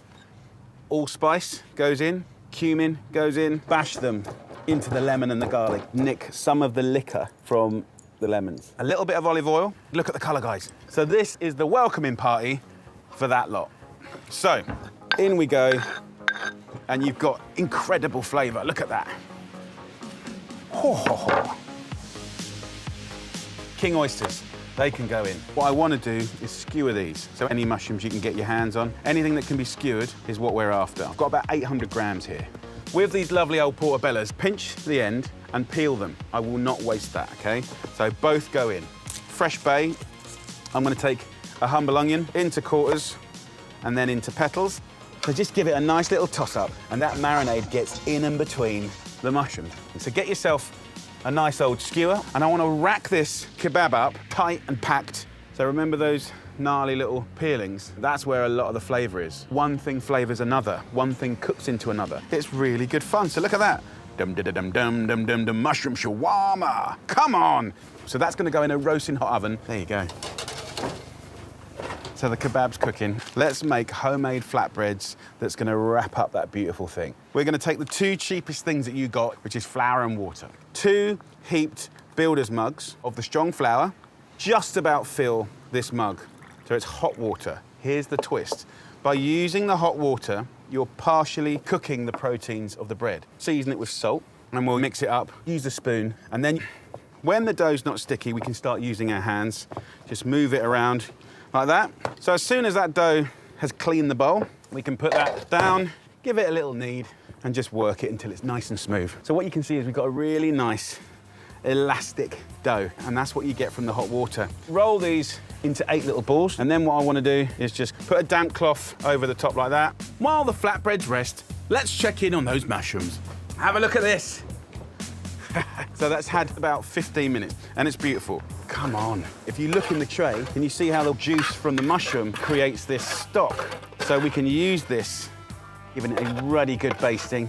This goes back in the oven, and we'll give it about another 15 minutes, guys.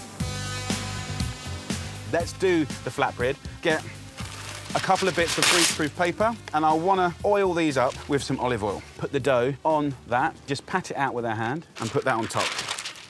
Just bring it out like that. It's so kind of bendy and elastic. Peel this off. Now this pan is on a medium-low heat, so just let the heat cook the flatbread. That's all I want to do. Cook, no colour. So the nice thing about this is you could do this the day before or an hour before your friends or family get there. It's really, really easy. No kebab is complete without the extras. I'm going to make a little cheat salsa. So I'll take a regular jar of jalapenos, a little food processor, and then choose a nice green herb. I'm going to go for mint. Just be brutal. Take the bunch, rip off the stalks, go in with the leaves, pour in the jalapenos and all of the vinegar, and whiz it up. So for me, this little cheat is a great salsa, full of flavour, and that mint brings it to life. So that is the simplest, cheatiest little salsa going. People are gonna love it. Get yourself some tahini, cool yogurt, and pomegranate molasses. This is gonna be an amazing little story. The sweet, the heat, the kind of robust, the refreshing. It continues with a simple quick pickle, half a diced cucumber, 10 sliced radishes, and 100 grams of quartered cherry tomatoes. We wanna dress that with salt and pepper, simple olive oil, and vinegar. And I want to be fairly generous. One more thing I want to show you. This is dukkha. You can get it in quite a lot of supermarkets now, and it's basically pounded up hazelnuts, spices, and it's classically had with flatbreads and olive oil. Really, really nice. Got a little pile of mint, and it's time now to go and get our kebab. Look at that. I know what you're thinking. Is it burnt? Is it ruined? No, no, no, no, no. This is perfect. We can now take that incredible pomegranate molasses, a little kiss of olive oil. So that's gonna be amazing flavor. We'll get our flatbread and we'll go in at the higher temperature. That high heat has now made the steam inside explode. It puffs it up like a big pillow. You get twists and turns and crispy bits, chewy bits. It's gonna be amazing. Okay, let's build this kebab. We want to start with tahini. Really, really important. On we go. Savory and delicious. Be fairly generous. Then yogurt. Fresh and gorgeous. Time to carve our shawarma now. And as you carve into this and you look into the soul of the shawarma, you also then start to see the balance. We want burn, we want gnarly, but we also want that silky, soft inside. Just absolutely amazing. Okay, so what next? Let's hit it up with some whole mint. Do blobs of the salsa so you get hits of it and waves of it. And then the dukkha. This is texture, it's spice. So look, there's only one thing to do now, and that's roll this lovely thing up. And there is no elegant way to do it. That mushroom has like absorbed so much flavor. The salsa, bing, mint, wah, little bit of molasses, woohoo, and then those like little hits of spice from the dukkha. Wow, and the jalapeno chili. There's a nice hum of heat there. That, my friends, is an absolute artisan version of a street food Friday night classic. Absolutely delicious.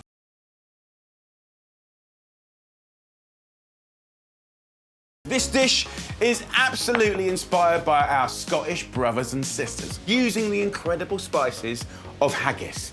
We're going to do lamb shanks that are so tender they're just going to fall off the bone. We're going to have a kick of marmalade, whiskey, and a deep, rich veggie sauce on a creamy, cheesy pearl barley risotto. You're going to love it. So it all begins here with these 6 beautiful lamb shanks. What I like to do is go to my butcher. These have been French trimmed at the top, which expose the bone. They look absolutely beautiful. I'm going to kiss them with just a little olive oil, and I'll season these with salt and pepper. And then what we want to do is get that into a frying pan, which is on a medium heat. So we want to brown off the lamb shanks to get beautiful colour, to create more flavour. Now, at the same time, add a little olive oil to a pan. I'm just going to finely chop 4 slices of smoked bacon. Then go in with some bay leaves for flavour. The smell is already incredible. So next ingredient, onions. I'm going to use 1 white and 1 red. I want to cut them quite big. In with the onions, a couple of carrots, nice big chunks of carrot. Then we're going in with our friend Mr. Swede. Ultimately what I'm after is 1-inch chunks. Last but not least, the humble celery stick. And in we go. What we're doing now is intensifying and caramelizing like natural sugars in the veggies. 15 minutes dedicated to colour, colour, colour. So, let's talk spices. Haggis, such an incredible dish. The spicing is brilliant. So go into a mortar with those classic haggis spices. A tablespoon of black pepper, 10 allspice berries, 5 cloves, and grate in half a nutmeg. Bash them together until fine and sieve them over the veg. This is all getting very exciting. I can even be a little bit cheeky and steal a little bit of the lamb fat, full of flavour. You can see caramelising in full effect. I'm going to add 1 tablespoon of thick cut marmalade. It's going to make everything shine, and it's going to start to caramelise even more. I want to add a thickening agent now. So 1 generous heaped tablespoon of flour, and then one of my favourite ingredients, 4 shots of really nice Scotch whiskey. Now, if you want, what you can do is flame it. Of course, when you're flaming, be careful, because you want the alcohol to cook away fully. As soon as that's happened, add this amazing golden lamb shank. Look at that colour. Any sticky bits from the pan can go in. Pour in a litre of beef stock, then scrunch up a sheet of greaseproof paper and cover the pot. So I love to put the greaseproof on instead of a lid, because what happens is it lets it slowly evaporate, concentrate in that lovely gravy, and it's going to be richer and tastier for it. So I'm going to cook that now for 3 hours at 170 degrees Celsius, and the oven's going to do all the hard work and make it so tender you won't believe. Now, I want to show you how to make the most delicious sweet leek pearl barley risotto. With these lovely big leeks, concentrate on the white part. Cut it in half lengthwise, like that, and I just want to finely slice the leeks. Add a knob of butter to a new pan, a couple of sprigs of thyme, then go in with your leeks. Add a splash of water and cook over a medium heat for 15 minutes.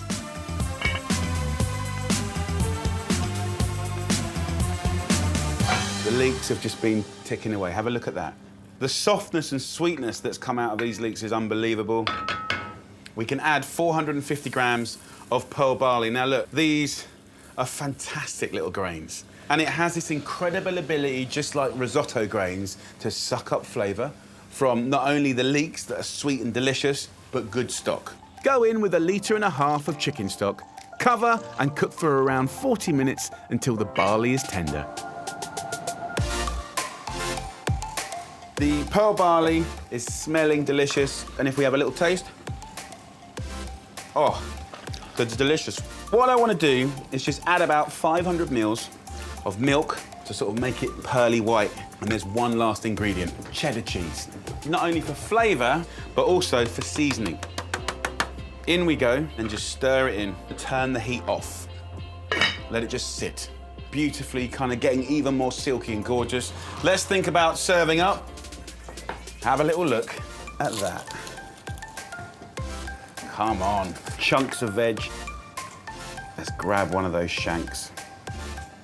Just amazing. And then let's go over to that incredible pearl barley. Look at that starchy, comforting gorgeousness. I'll take just a few thyme tips, sprinkle it on the top. Come on, let's get some of that. See how silky it is? I'll go in with the veg first. Look at those chunks. And what I love is the way that the dark, thick gravy marbles through that silky barley risotto. Wowzers, let's get amongst it. And we know we've done good work on the lamb when you can just shake, shake, shake the meat off the bone. Come on, look at that, yes! Right, enough yapping. Deep flavour, tender, sweet meat. I've just got a little hit of marmalade, just a little chunk of that orange peel works so well with the swede, the whiskey, the dark gravy. Oh, go out this weekend, get yourself some lamb shanks and have a proper little cook-up. You will love it. It's the weekend and it's time for a game on curry. This curry is packed with game birds, full of flavour and the most gorgeous silky aubergines in a rich, fiery sauce served with my super easy coconut breads. So, I'm going to try and break it down and give you some cheats, but also give you the real deal. Like all good curries, this one starts with a paste up. Fenugreek seeds, garam masala, cumin, fennel, turmeric, onions, chilli, garlic, ginger, sugar, peanut butter. If you wanted to buy any kind of curry paste, instead of that, it will still be very good. This will be super good.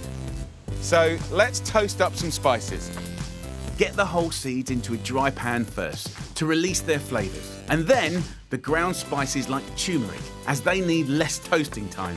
Then whack in some onions. We're now going to start introducing fruity, delicious heat. Chilies, I will take the trouble to de-seed them. If you get rid of some seeds and the white membrane, that's where 60% of the heat is. I want a nice thumb-sized piece of ginger. Just roughly chop it.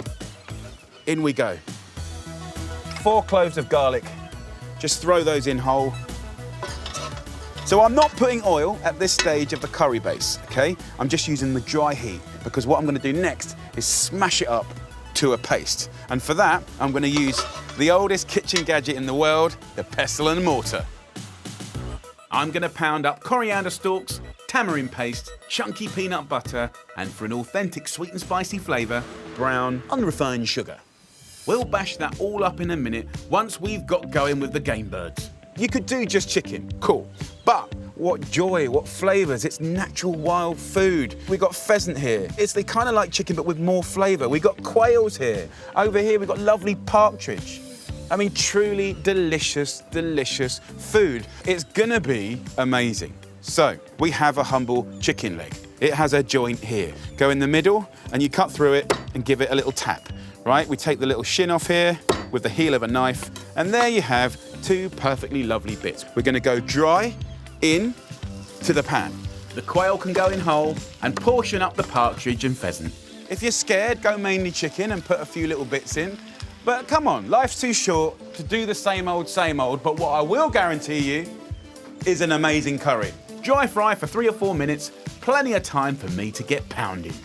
Just bruising, bashing, there's no right or wrong way to do this. The noise, the smell, the colours, right? Just get in there and mush it up. And when it looks like that, come on, look at that. Leave it a bit chunky and now start building the layers of flavour. New ingredient, curry leaves. You can get it in good supermarkets. This transforms your curries. The savouriness and subtle spice that curry leaves give, I mean, it's next level. It's ridiculous. Go in with 1 spoonful of your pounded paste. And a few little tosses, and that game will never be the same again. Over to the aubergines. Look at this. We got fat ones, short ones, round ones, long ones, spotted ones, right? It's such a massive family. I want to just cut inch slices like that, right? And then grab a slice and cut 3/4 of the way down. We're making a little sandwich, right? We're making a curry paste sandwich. See this long one here? right? So we just done it a different way, right? Same, but different. It doesn't matter how you do it, just ram it in there. And there you go, into here. And then bang that in the oven for 40 minutes. While the curry ticks away at 190 degrees Celsius, I'm going to show you my soft, silky coconut breads. So get a tin of coconut milk into a bowl. You can put in a little olive oil, and then we are going to add self-raising flour, right, until we get a dough. It'll take 4 or 5 minutes for your mixture to come together. Just work it. You've got to really get in there. Then roll it out and split it into 8. Just push it right down to the base, and I want to get those little finger marks happening. Little oil, butter goes in, and then in the butter we go. 2 or 3 minutes on each side. Oh, yes, yes, yes. And these boys will puff up and get crispy. Perfect for your weekend curry night. Look at that. You could actually serve it like this, but if you want to give it a sauce, we're back on the coconut milk. If you pour it in a little gap and let it boil, as soon as it comes to the boil, that's it, we're done. To soak up this rich, meaty curry, you can't beat fluffy basmati rice. That's a bit of pheasant there. There's an amazing aubergine. Got a bit of partridge in there. You got a bit of chicken in there. And get some of that juice. Get in there with the juice. And because it's the weekend, let's go all out with those flatbreads, crispy poppadoms, some pickles, and mango chutney. I love having really lemony salad in there. Look at this. I mean, it's ridiculous, right? Let's get in there. Let's try what we've been investing in. Let's get some of that sauce. It's so good. Bit of pheasant there. Absolutely dreamy. The game works so well with the curry. The aubergine is fantastic because it sucks up all the flavour. That, my friends, is game on curry. Right, boys, you have a beer, which means you're halfway there. The poppadoms we think we always have as crispy bits, but traditionally they just have as crunchy bits. I was just looking forward to it. You just have it. It's just turned into dust. How is that, Josh? It's delicious. I've never had game curry. The aromatic sort of flavors of the spices, it's fantastic. Oh my God, that is delicious. Very good. That bread takes about 3 minutes to make, and it takes about 3 minutes to cook. And about 3 seconds to eat. Yeah. Have you ever been a waiter? I haven't, actually. You haven't? No. Until today, brother. Until today. This is your first casting. Exactly. I'll let you know if you get the job. Excuse me. All right, so you guys, ladies and gentlemen, you don't have any plates. Who's working in this joint? You guys are the ones with plates. Yeah. All right, we'll take their plates. There we go. Sorry. It's so tender, really soft, and the coconut flatbread. Oh my gosh. Yeah, never think to have game in a curry, but it kind of works as well as chicken does. It's brilliant. It definitely tastes really, really indulgent, like it should be in at the weekend. The only way I've ever made a curry is with a jar and a chicken breast and the rice. So this is a whole different ballgame. Guys, we're gonna make a cannelloni like you've never seen before. I'm filling tubes of soft pasta with British rosé veal and free-range pork in an amazing white ragu sauce, topped off with cheese and mushrooms and balanced on a bed of stinging nettles. It's gonna be so, so good. So let's start off with slicing up some onions. Add bay and thyme to a pan, add olive oil. So as the herbs heat up, you can see it like pop and splurt, and the perfume and the aroma is phenomenal, truly phenomenal. That's a brilliant beginning to a story of a comfort food classic. Then leeks. The flavour from the leeks is incredible. Very often when I use leeks, I also put a knob of butter in. They just cook so beautifully. Garlic, celery, and the perfect amount of seasoning give my ragu its base notes. and let that sweat off for about 5 or 10 minutes just to get soft and sweet and delicious. For the meat, I'm marrying equal amounts of ethical and delicious British rosé veal and free-range pork shoulder, which will add fat and another whole layer of flavour. Perfect combination. And remember, we're not after caramelisation or dark browned off colour, right? We're keeping this blonde and white and gentle and creamy. It's going to be great. Oh, smells amazing. Now, to that, we're going to add a little white wine, something nice that you'll be drinking later on. Just peel yourself 2 nice big potatoes. I really like using the potatoes in this ragu. It seems to sort of like suck up the flavour beautifully.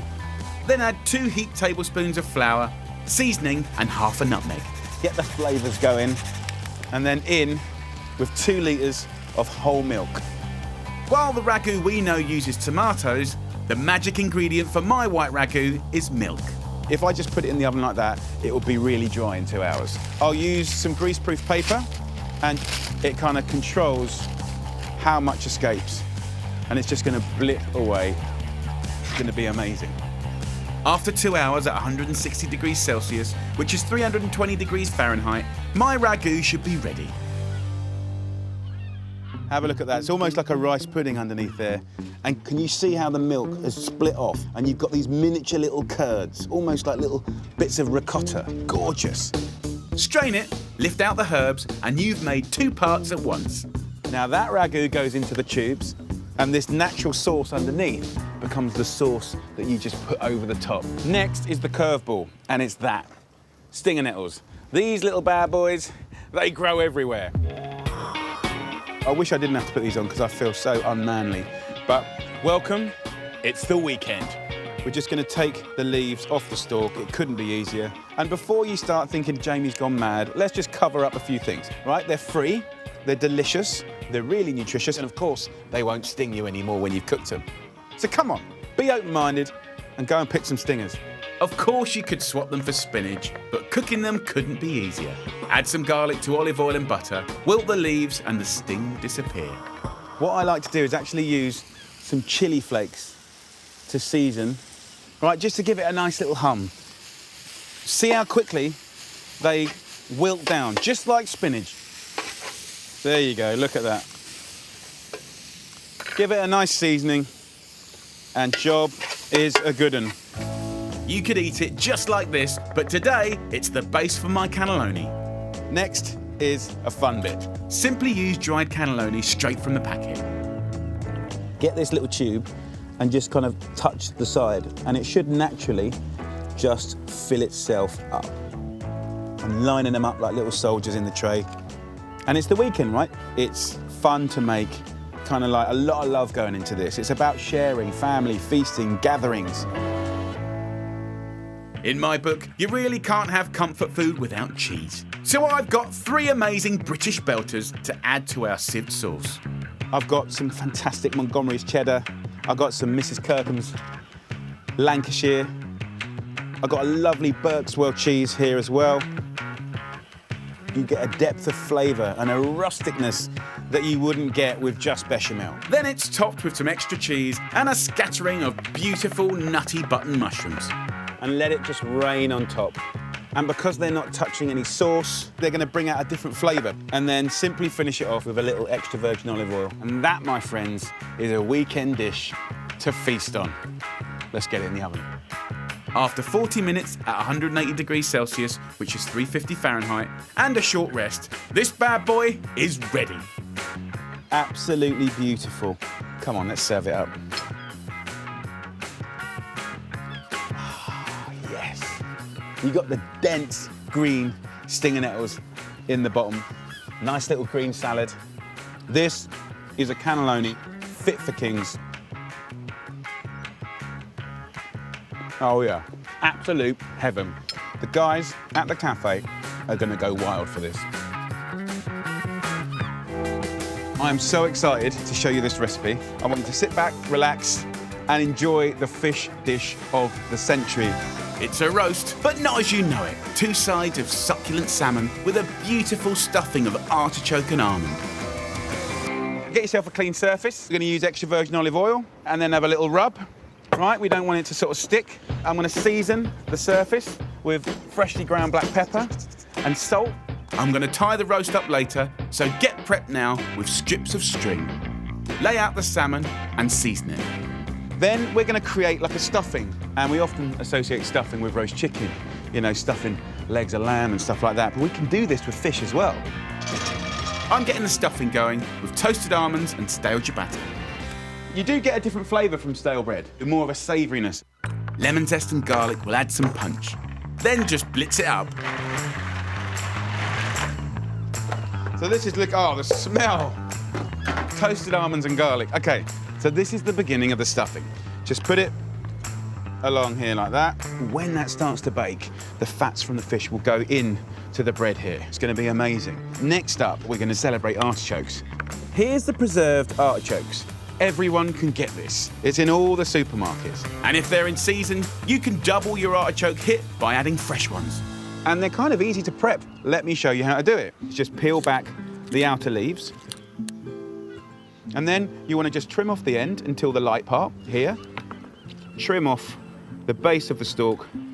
Now, one thing that's important is to use a bit of lemon. And just rub this over the artichoke because these will oxidize straight away. Within 1 minute, they'll go black. And that don't look so cool. So that is your artichoke. Let me show you the choke. Can you see it there like that? It's fluffy. It won't hurt you, but it's not that nice to eat, so we remove it. It's worth the effort, I promise. What's left is truly delicious. Get them into a pan with a good splash of the artichoke oil from the jar. Artichokes go in. Mint and artichokes are best friends.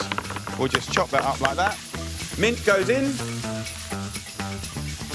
Oh, the smell is amazing. And that's all we need. We don't really need to cook that. We're just heating it through and softening it. And if I just kind of pinch it off like that, look at that. Oh, and that, my friends, is the stuffing with a difference. Season the other side of the salmon and place it on top. And over that, smoked bacon. Its fat is going to melt down right over the salmon. It's going to be beautiful. Top it off with a bunch of fresh thyme. Then tie up your evenly spaced string and parcel this fish up. Let's take this beautiful thing and get it into the tray at an angle.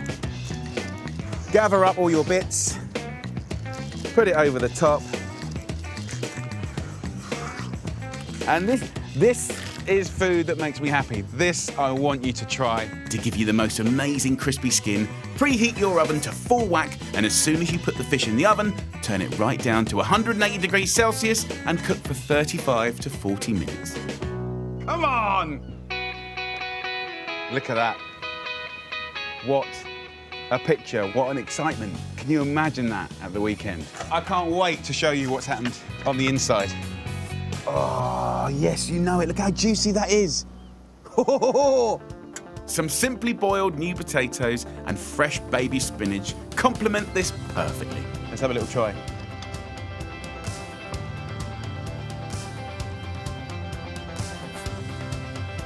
It's really good. The perfume of the artichoke is so good, and the smoky bacon is insane. What a wonderful, different dish for the weekend. The guys in the cafe are gonna love this.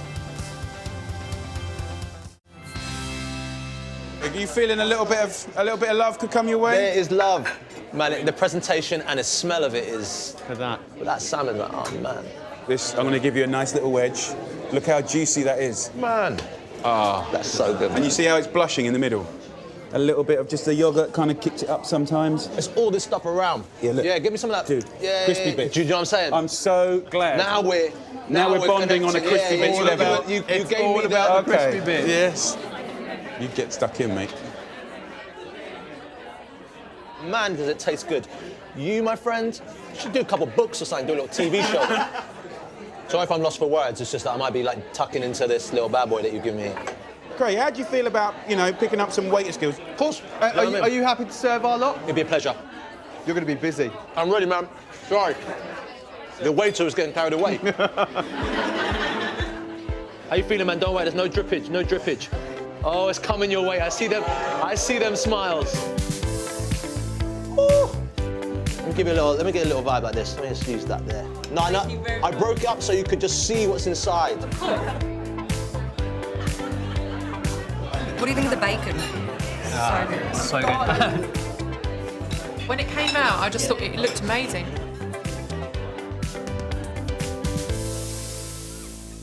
It's the weekend! Time for some beautiful finger-licking ribs. This is a proper weekend treat. Melt in your mouth whiskey wood-smoked baby back ribs with homemade barbecue sauce and a perfectly light potato salad. Not American style, not Asian style or Korean style, British style. So first up, you'd normally make a rub, but I'm gonna switch that for a flavoured salt. And we're adding 100 grams of sea salt, and then probably around 50 grams of white pepper. Whole corns going in like that, 2 tablespoons. And then I'm gonna use 10 fresh bay leaves. Just use a couple of tablespoons of the salt and give them a nice massage with a splash of olive oil. You can save the rest for another recipe. So before we wrap this up, we want to add a little bit of moisture. So you could use water, or you could use a little whiskey. Just a shot. That's the ribs oven ready. The sauce is just as simple, kicking off with a splash more whiskey. Just because I'm flamboyant these days, what I want to do is just set light to that. It'll just evaporate the alcohol and bring out more caramelised, rounder notes. You don't have to do it. Just don't burn the place down. This is going to give the ribs a knockout sticky glaze full of British flavours. Brown sauce, tomato sauce and Worcestershire sauce. This is the crazy sauce. It couldn't be simpler. We're decanting stuff that most of us have in our cupboard. A whole jar of English mustard, a bottle of apple juice and a jar of runny honey. It's quintessentially British. It's about that tang and that beautiful finish on the palate. Bring the whole lot to a boil and it's ready to reduce in the oven. I am going to put the ribs on the top, whack the sauce in the bottom. We're going to cook it at 140 degrees Celsius. Leave your ribs alone for 3 hours and enjoy the weekend. By the time you're back, the ribs will be beautifully soft. Whee. If I pull the meat here, you know, it's tender. We want the barbecue sauce to just coat it. You know, it's quite good to pour it instead of brush it. I think you get a better appearance. We can just move our ribs around and just coat them. Gorgeous. So get your bars out of the oven. And then what I want to do is just rack them up like that. All the leftover sauce can be bagged up or used at the table for dipping. So these go back in. These need another 30 minutes for the sauce to fix to them. And there's a genius hack that I do all the time to get them all smoky. You can easily get yourself some wood chips sold for smoking. You can get fruit woods or even bourbon and whiskey barrel. If you're blagging it at home, a metal sieve like this, you can just grab a little handful of these chips. You just catch them on fire. So it's not dangerous, okay? And then we'll put this in the oven. You can see the flame subside and the smoke rotate around the whole oven. It's a brilliant little hack for a little house smoker. You don't have to do this, but if you do, make sure your sieve is stainless steel. And if in doubt, check with your oven manufacturer that it's safe. So let's do an epic potato salad. I'm massively reducing the usual calories by using yogurt instead of mayonnaise, flavoured with good extra virgin olive oil, whole grain mustard, finely sliced pickled onions, and a little vinegar from the jar, and chives.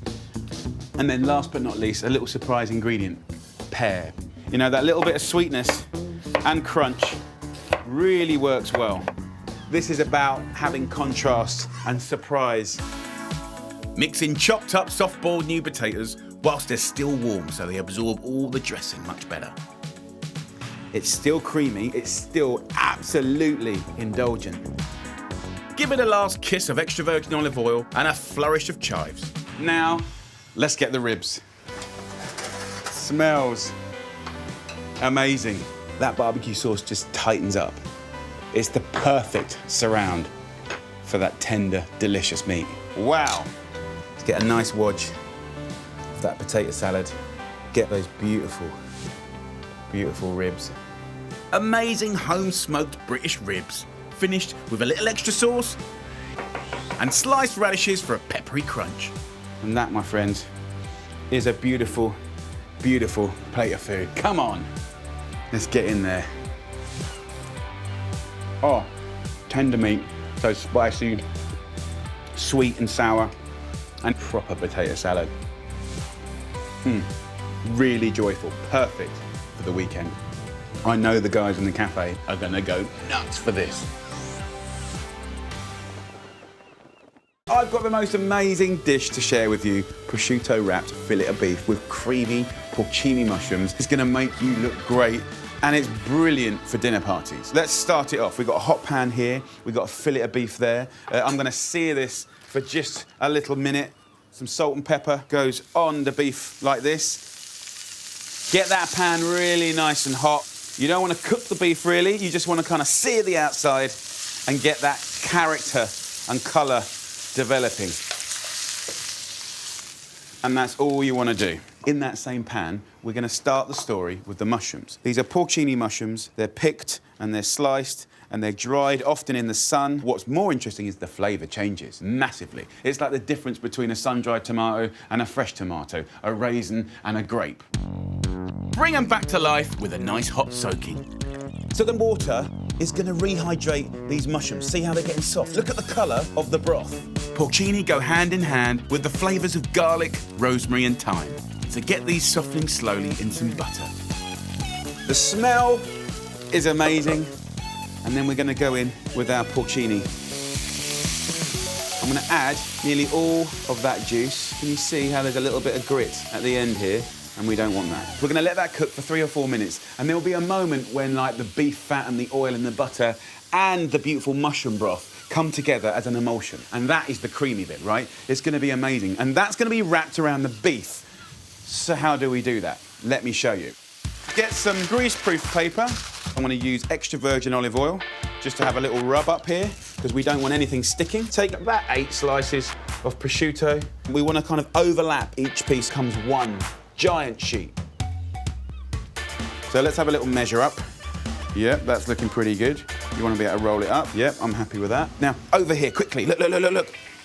Right, so now you get that creaminess. And off the heat, I'll add another little knob of butter and 10 drips of lemon. We'll transform this. Let that cool down for 5 minutes, or if you're on the end of Southend Pier, go outside for 1 second.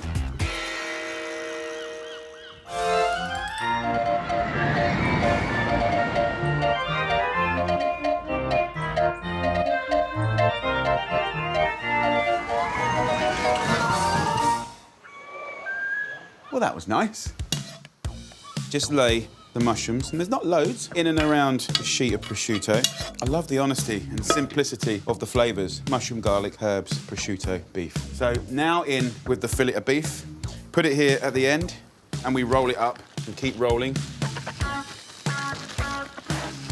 You know, fold the sides in, give it a nice little hug like that. We are going to start tying things up. I've got some butcher's string, but you can use any kitchen string to secure. What I do to help myself is do one twist, one knot, and then another. And then what's kind of cute is you can pull it and get a bit of tension there, and the knot doesn't slip.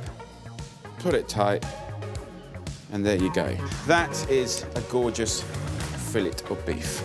I've got an oven and a roasting tray super hot at 220 degrees Celsius, which is 425 Fahrenheit. I'm just going to place the beef straight in here. And add the gorgeous flavours of rosemary, thyme and garlic. And that's going to go in the oven for exactly 25 minutes.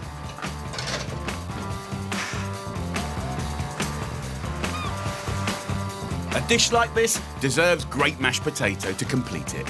Made silky with a good knob of butter, a splash of milk, and don't forget the seasoning. I want to give you another little tip for sort of dinner parties. What I like to do is put it into a little bowl like this, and you can keep it above some simmering water, and it'll keep it in perfect condition for hours. The beef has had exactly 25 minutes. Have a little look at this. Oh, come on! Just baste it, all the juice is coming out. Look at that. Let's get this onto a board. We can take the garlic cloves out as well, and they're really beautiful and caramelised. Trim off the string, it's done its job. With the roasting juices, start a really simple red wine sauce. So the same wine that you're serving your guest, you'll also serve your tray, okay? And I want about a wine glass in there. And you're just gonna bring it to the boil, clean the bottom of the pan, and when the wine and the fat emulsifies to be sort of creamy and gorgeous, that's it, it's done. Let's just have a confident cut at the end, like that. Oh, it's looking good. Just blushing and cooked to real perfection. So I quite like having a nice kind of inch slice. Let's pick it up, pop it into our mash. Take some greens. So as soon as that fat and liquid comes together, take it off the heat, then add the butter. And they call this Monty au beurre. You know, just gonna jiggle in some butter. Take a little spoon, straight over like that. Right, come on, let's get in there.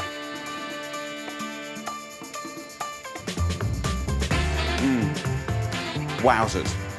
That, my friends, is an absolute weekend classic that I know everyone up there is gonna love. Guys, we're gonna make pho, a classic French Vietnamese dish, which actually, faux pas, it should be called pho. It's a celebration of the most delicious broth. This dish is all about steaming beef broth. In Vietnam, chefs are famous for making it rich, light and nourishing. Noodles, seared beef, bean sprouts and herbs, their flavours come alive as the boiling broth is poured over them. This is the key, bones. The convenience of the stock cube is fine, but that ain't stock. This will be. Have a conversation with your butcher about beef bones. This has got marrow in it as well, so this is like a super bone, because this will just jellify and just fall out. We want to roast it. We want to develop and amp up that flavour. With a killer combo of Asian favourites, sesame oil, cinnamon, star anise, cloves and ginger. Squash it. That's what we want. When you roast that, it tastes completely different than chopping it or slicing it. Okay, it's amazing. Get these into an oven at 180 degrees Celsius or 350 Fahrenheit for a couple of hours. So what you get is the most amazing smells. Let the marrow melt out. Let the spices toast. Let the fat render. Let the flavour develop with caramelisation and the kind of browning of bones. Then we're going to add another layer of flavour to the story. We have a couple of beautiful lemongrass. And just give it a slap to break it up and get that in. Follow it up with 4 tablespoons of soy sauce, 2 tablespoons of fish sauce, and fill near to the brim with water. Bring that to the boil now, at least 2 hours. If it takes 3 or 4 hours and you keep topping it up with water, it's all good. But you want to develop and extract as much flavour from those bones as possible. After as many hours as you can give it, magic happens. Let's have a little taste. Heavenly. The depth of flavour, it makes me feel good. The broth is done. The steak is simple and foolproof too. Now I'm slightly mixing up because I'm using a cut of meat that I think is underloved. Skirt of beef. You have to cook this medium rare, really, for it to be tender. What I'm going to do is add just a little oil to a hot pan. I'm going to get into the pan here, really screaming hot pan. I'm also going to take an onion, cut it into quarters. I want to just scald it and char it. We're going to basically brown it. I'm going to cook it medium rare blue. Onions, just bash them up, break them up. You don't need to cook them loads, okay? You want a little bit of life left in them, but that char, that smokiness, we do want. Beautiful.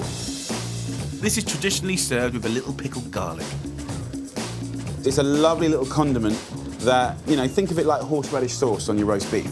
I'm going to brine with a pinch of salt and sugar and a splash of vinegar. And then just a tiny little spoon will just be a little pep. I'm going to add boiling water, dissolve that salt and sugar, and there we go, guys.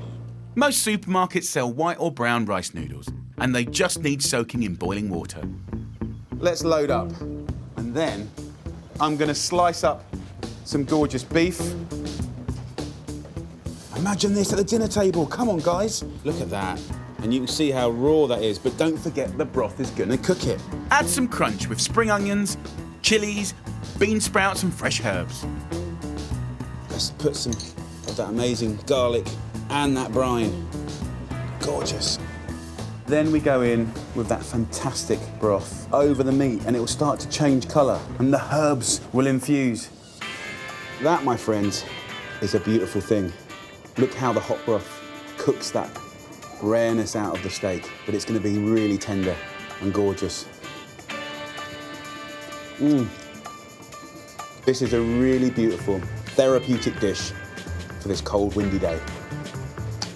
They're going to love it. Oh, look at that, Jum. I think Warwick's drooling.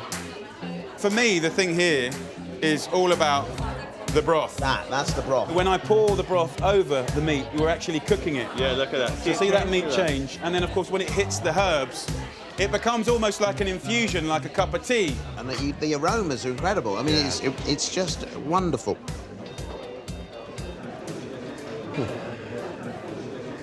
It's quite spicy. Wow. How are you getting on with that? The meat's great, lovely. And the broth? Really nice. The broth. I mean, the combo's great.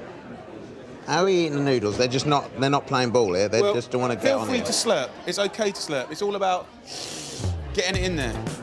I mean, I never get indigestion when I'm eating with chopsticks because you just eat so slowly.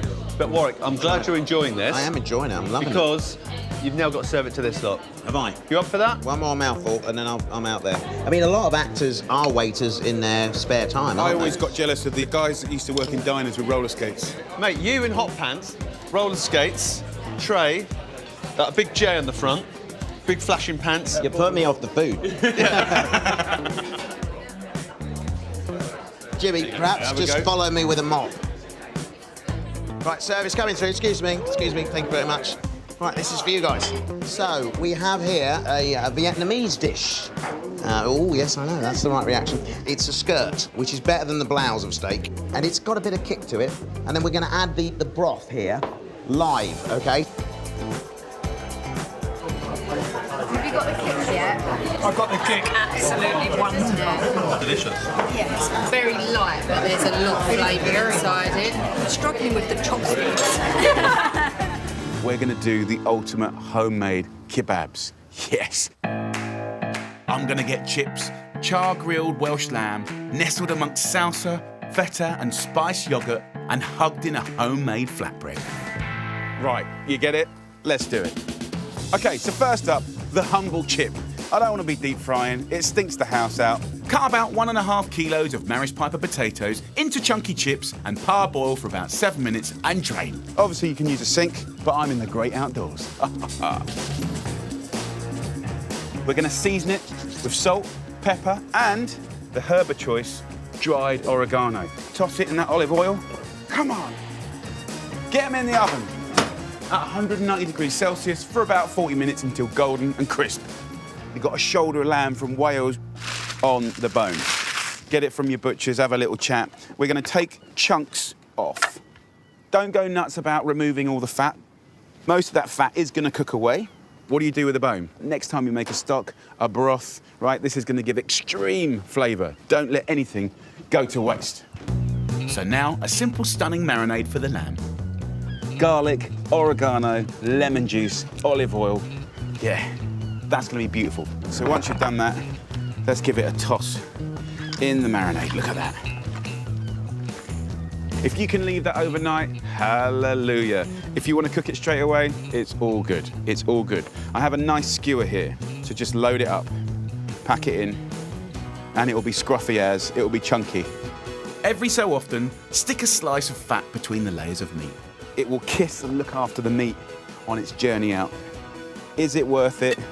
Yes. Let's put that aside for 1 second. Let the lamb soak up the marinade whilst you knock up the easiest flatbreads ever. The recipe is 350 grams of self-raising flour and 350 grams of yogurt. Basically, you just add the yogurt until you get a dough. It's as simple as that. A good pinch of salt. You can add a little oil and just use a fork to start off with. You can see it come together like breadcrumbs, a nice, pliable, elastic dough. That's what you want. When the dough is smooth, roll out and divide into 6. These will be ready to go whenever you are. And then this salsa we're going to do could not be simpler and more beautiful. Grate up corner shop kebab classics, cucumber, red onion, white cabbage and tomato. It goes to like a slurry, a pulp. Look at that. Seasoning, olive oil and vinegar will bring out truckloads of flavour.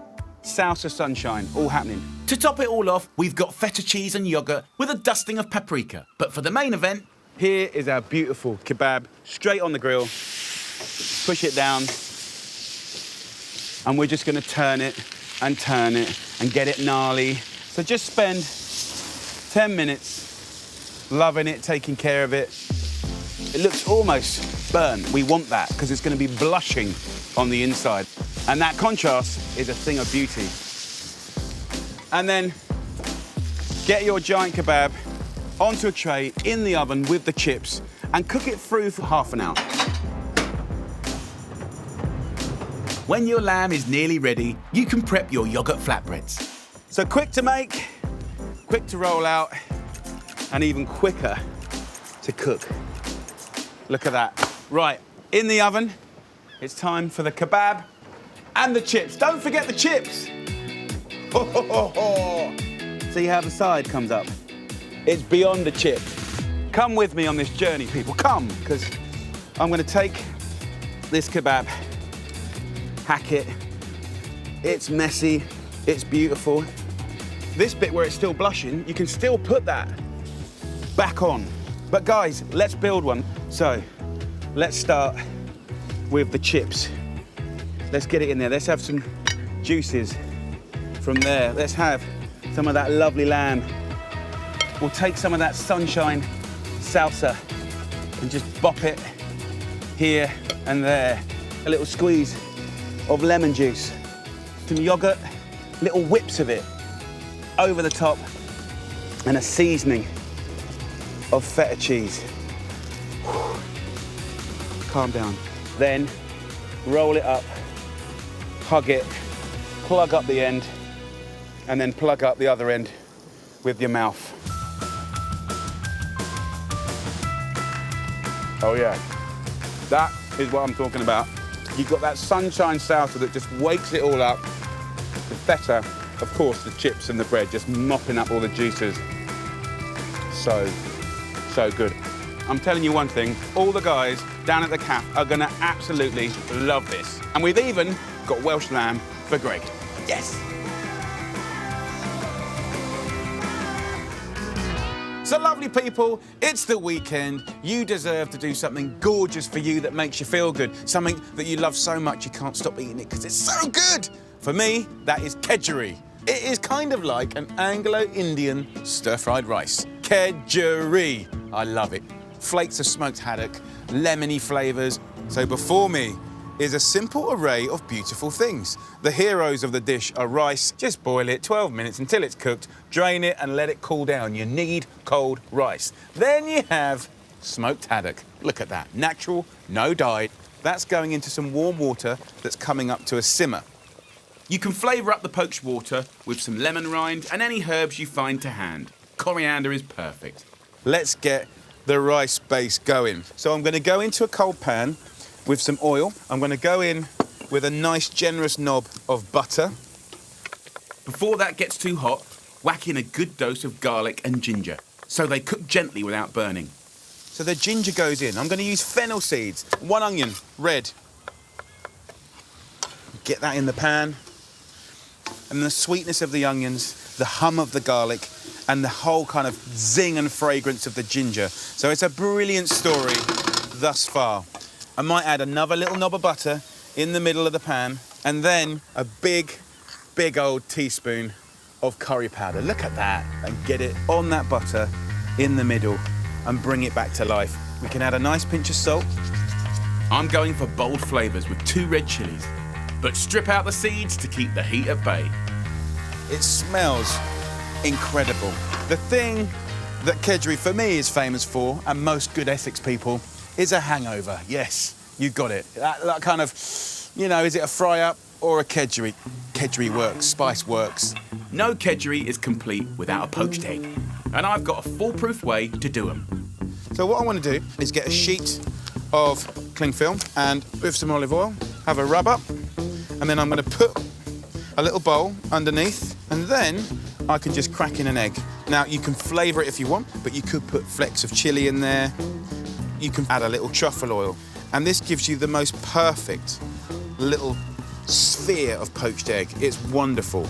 So squeeze the air out, tie a knot, tie it into a little Tom Thumb little package like this, and this will cook just like a normal poached egg in the water. Let that poach away, and we go on to the next stage.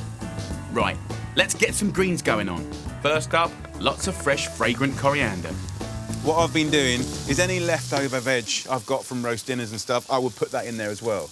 Now, I haven't got leftovers today, but I have kind of got an array of kind of more interesting greens that might be around. So I've got some Brussels sprouts here, right? You might think, oh, really? But they're really, really good. Just finely slice them. So in we go with these and welcome it to the lovely world of those Kedgeree spices. It's gonna be so good. I'm gonna use some frozen peas. I've got some kale and some dark black cabbage there. In it goes. Bring it back to life, make it sexy. It's time for the rice. Flake in the rice and let it just sit on top for a couple of minutes. You don't have to sort of like thwack it about and just bash it about. It will take the flavour later on, right? We'll take the juice of the lemon and just squeeze it around the pan, right? That's gonna go through the rice. You can hear it. So it's all gonna start caramelising a little bit. Oh, amazing. After the eggs have bobbed around with the fish for 6 minutes or so, let them cool a bit. Let's get the fish. Look at that. The flake is what we want.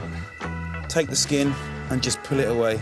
And then over to the pan. Delicious. And then we're gonna get ourselves together. We're gonna finish it. So season it, you know, maybe good oil. Take 2 spoons, right? And we're gonna kind of fold it now, okay? So we're gonna kind of bring that kind of heart and soul, the colour, the attitude into that clean white rice. And scrape the bottom of the pan. Get the flavour up. And to crown the Kedgeree, unwrap those magically poached eggs. You have a perfect egg.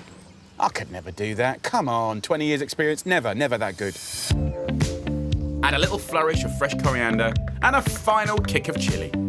Just to remind you that you're serious, and then get into the eggs and just open them out. Look at that. And there, my friends, enough talking. Break up the egg.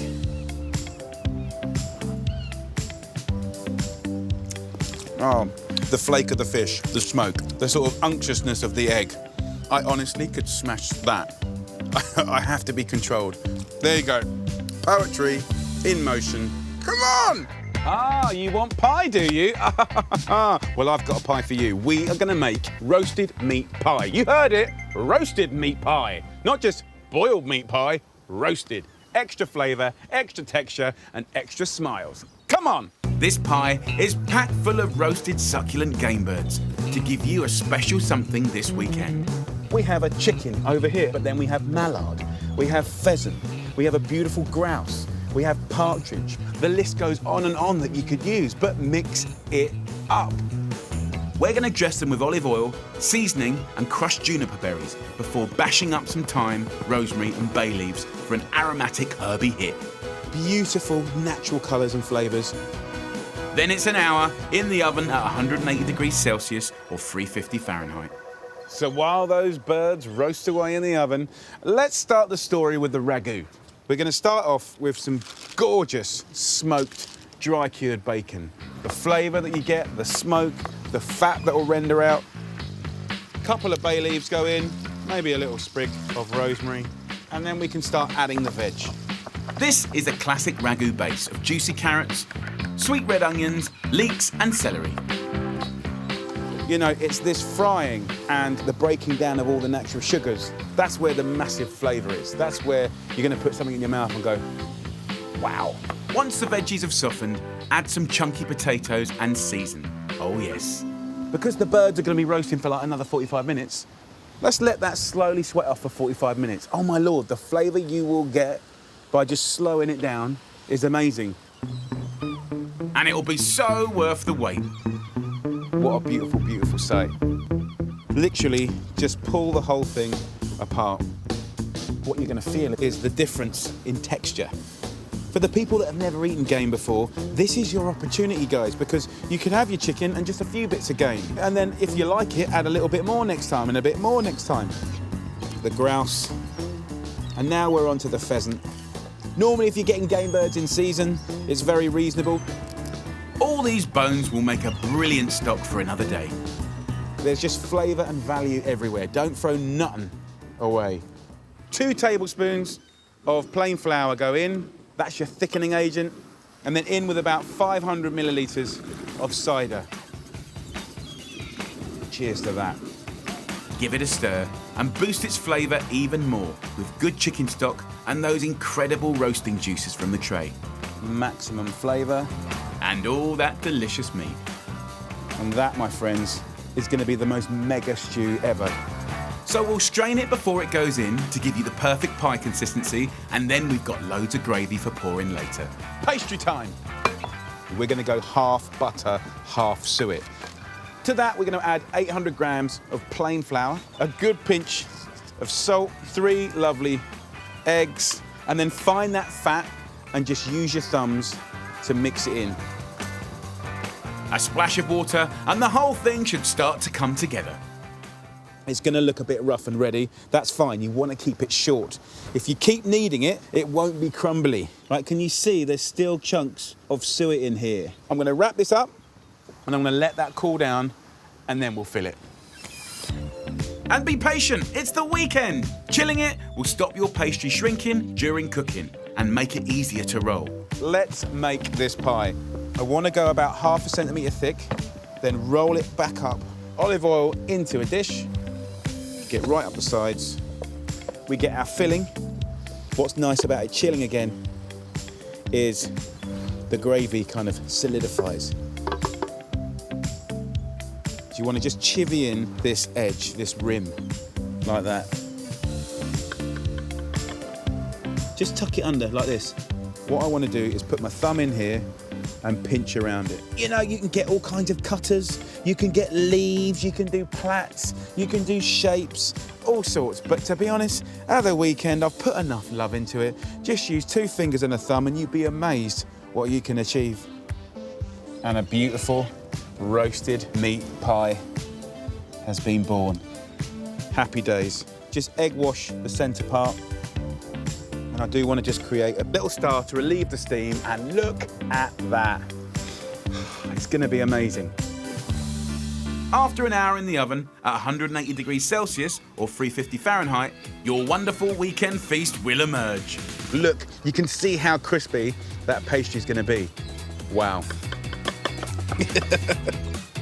Oh, guys, look at that, look at the flake. Look at the thickness of that pastry there. You know that people are going to fight for that. There's never enough pastry, is there? But we got it bottom, side and top, and a big old handle, a love handle, which you'll definitely get if you keep eating too much pie. But for this weekend, only yes. Just hit it up with some seasonal greens. Oh. It is nuts. Loads of different flavours happening there, different chunks of meat. And the guys at the end of the pier, they're gonna love it.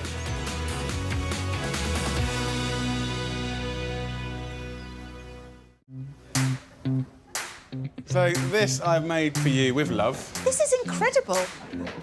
Have you ever eaten grouse? No. Partridge? I don't even, are they birds? Pheasant? Yeah. I've seen them, like, dead at the road. Do you still call that a pie? Because I know somebody who calls that a lie because it's not got pie underneath. Oh, it's you mean just a top. lid? Oh. It's a lie. Oh, sister, we have got pastry everywhere. There's pastry everywhere. Look at that. Shut your face. Yeah. Oh my God, it's got the veg and everything in it. This is your gravy. Is that, what kind of granules is that? Oh, yeah. That is really good. That pie was so good, her voice lowered. Did you hear that? I know. She went, oh, oh, yeah. It's my sexy voice. You went all sexy voice. Move in with me. We've got pies for the whole calf. Oh my God, it weighs a ton. I know. It's full of so many dead birds and that. Enjoy, guys. It's like proper weekend food, isn't it? So much filling as well, isn't there? This is so good. Amazing. Definitely better than my mum's pies, definitely. I think I'm going to have this for my Christmas dinner.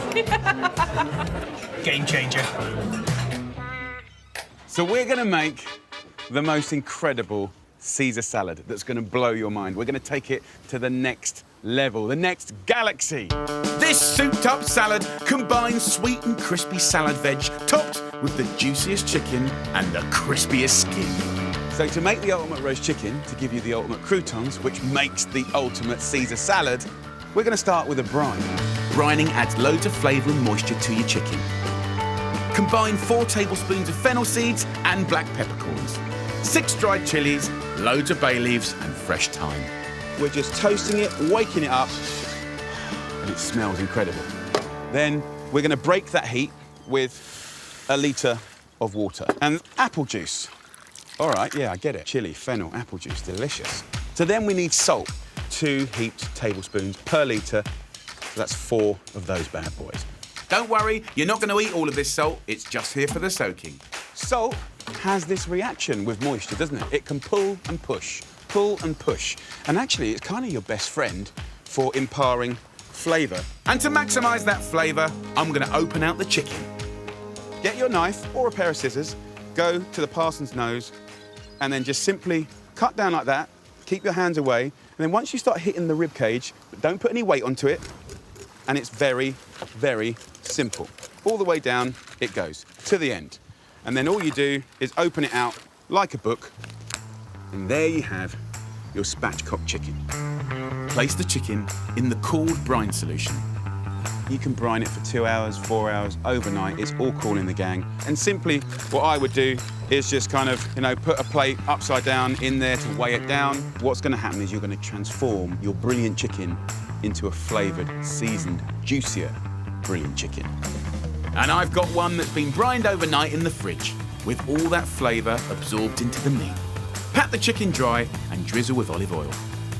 So this goes in the oven for half an hour at 200 degrees Celsius. We want to get the flavours going.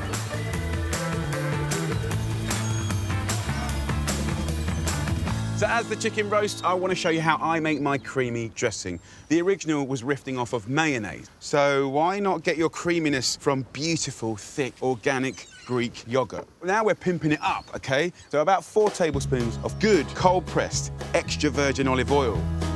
Then add some English mustard, some pepper, Worcestershire sauce, the zest and juice of 1 lemon, just to loosen it and make it have that attack. And grate in some nice fresh parmesan. And it's the most wonderful seasoning that's going to make the whole salad and all those flavours come together. So mix that up, and you want it to be that consistency where it will just sit around the leaf of a lettuce. Dressing is done. Very nice, very fresh, and I think a trade-up. So next, something that divides people, anchovies. But it will still remain an optional extra in this salad, so don't run away. They're very salty to taste. So that's the problem. So let's fix it. Take the fillet. I like to cut them in half, like that. They're more delicate. I'm going to marinate these slithers to reduce the saltiness and bring out the flavour. So I'll take, things like parsley. Fresh is coming to save salty. Okay, so in it goes. Then lemon. So flavours from the zest. This is kind of getting exciting, okay. Then the juice, well, we know what lemon juice does, right? It's just there to kind of go with rich, oily things. That's going to be good. Then good oil. It's going to pull out the saltiness and make it delicious. Also, I like chili. The colours are telling you this is good. Dressing done, anchovy done. Next, the crouton. This is going to be the best crouton in your life. The humble bread is the carrier of everything. Some logic here. Chicken juices. What I want to do is take my chicken and mix the crouton in that fat. This is how we earn status of Best Crouton Award. We're going to take the garlic, right? We're going to leave them in the skin, right? And we are going to just put whole garlic cloves in there. It's going to be super croutons. Now come with me. This is the genius bit, right? I'm going to put the chicken on the top of the oven. I want it to rain chicken juices over my croutons. Now just leave it at 160 degrees Celsius, 320 Fahrenheit, for an hour. So as the chicken's roasting and dripping on the croutons, getting crunchy, we can think about the salad, right? Chop up the romaine lettuce, some chives, radishes, and a cucumber. But essentially, anything crunchy could work in this salad. After half an hour of roasting together, the aromas from the chicken and the croutons are incredible. It's literally the crispiest skin I've ever seen.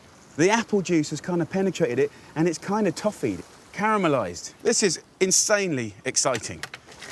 Those incredible croutons, look at these.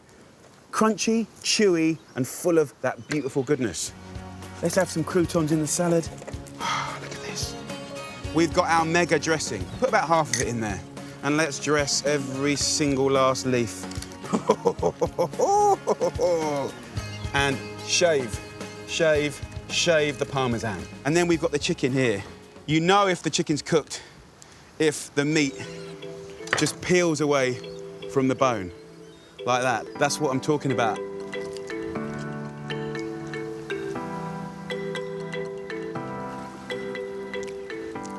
Was it worth it? Yeah. And look how juicy that is. Can you see? So there we go, lovely people. The great Caesar salad taken to the next level in Southend-on-Sea. Jimmy, Luke, Mark, hope you enjoy it.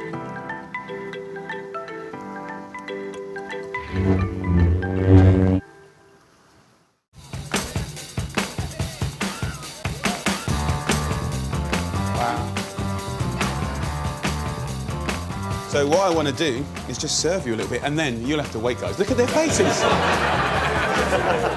I think I can hear them salivating. Nice Parmesan here. Fill your boots. Man. There's so many different flavors going on. I've had Caesar salad, but not like this. We're filling our faces, but should we feed the audience? Oh, I think we should. Are you guys hungry? I'll get to you shortly. I've never had a chicken brine before. It's so flavoursome. Are you ready for a little Caesar salad? That is so good. The anchovies are like the turbocharger. The juices have like dripped into the bread. That is absolutely stunning. I've got the most incredible recipe to share with you. It's Friday night, which means it's fish night. I've got a lovely whole sea bass in the most incredible Malaysian-inspired paste. We're gonna serve that with jasmine rice, a beautiful chopped rainbow salad, and a chili pickle. So tasty, it's gonna slap your taste buds around the face like a wet kipper. What we wanna do is start not with the fish, but actually with the paste. So, lemongrass, give it a good old spanking. It breaks the fibres, which is lovely. Finely slice it. So chili is very, very important. Now, what we want to do is remove the hot part. And I want this to be a beautiful red paste. So I'm using red chilies. We're going to use shallots here, ginger, very sort of hot and fragrant, and then the kaffir lime leaves. We'll just take the little stalk out. You can get them fresh, dried, or even frozen. We're going to use a pestle and mortar, and what I will do for some basic seasoning is some sea salt. So let's get pounding. And it's that bashing, bruising action that's gonna give you the mega flavor. So we're gonna get a bit more pasty now. I'm gonna take some peanuts, just a little handful, so you'll get a creaminess from it. And I'm using fish sauce, and this stuff gives this incredible savory, meaty seasoning. 2 tablespoons of the fish sauce, and then I'm gonna use a little bit of tomato puree, which gives a hit of umami. And we'll have a good old pound up. We're very close now. So we have saltiness, sweetness, and now I'm gonna put sort of like electricity into it, like really waking it all up and bring it to life. And citrus is the one, lime is the one. So give it a roll, and then use a little fine grater to steal some of this green zest. And then I'm gonna add the juice, and it kind of makes the paste go even wetter. So now we go from pounding to just muddling to bring it all together. If I start pounding it now, I'm gonna be wearing it all. So look, that is the paste done. Woo! Yeah! That's what it does, oh my Lord. So here is our fish, the beautiful sea bass. Line caught, sustainable, and very prolific in this area around the pier. But any lovely white fish you can get hold of that's sustainable is great for this. So I'm just gonna lightly score it, and then I'll go the opposite direction. We have like this checkerboard. open to flavour. Rub that into these cuts. We're going to go into the cavity. Beautiful. Really use every last bit of it. See, now we could wrap that in greaseproof paper, but what I want to do is show you another way that I think is so special and exciting. We've got banana leaves. Yeah, you heard it right, banana leaves. You can get it from Asian supermarkets, online, and you can get them frozen or fresh like this. It gives the most incredible fragrance. So if you've got a gas hob at home, just try this, because what's nice about these banana leaves is the natural oils inside. And then if I just lay this over a heat, you're gonna see the natural oils waking up. And that shininess is its flavour, and it also makes it more malleable. We'll take our fish, and then I'm gonna kind of wrap this up, tuck it into bed. So, although not a perfect seal, that is still gonna create an environment where flavour is amplified, steaming happens, baking happens. It's gonna be amazing. So this goes in an oven at 220 degrees Celsius for 25 minutes.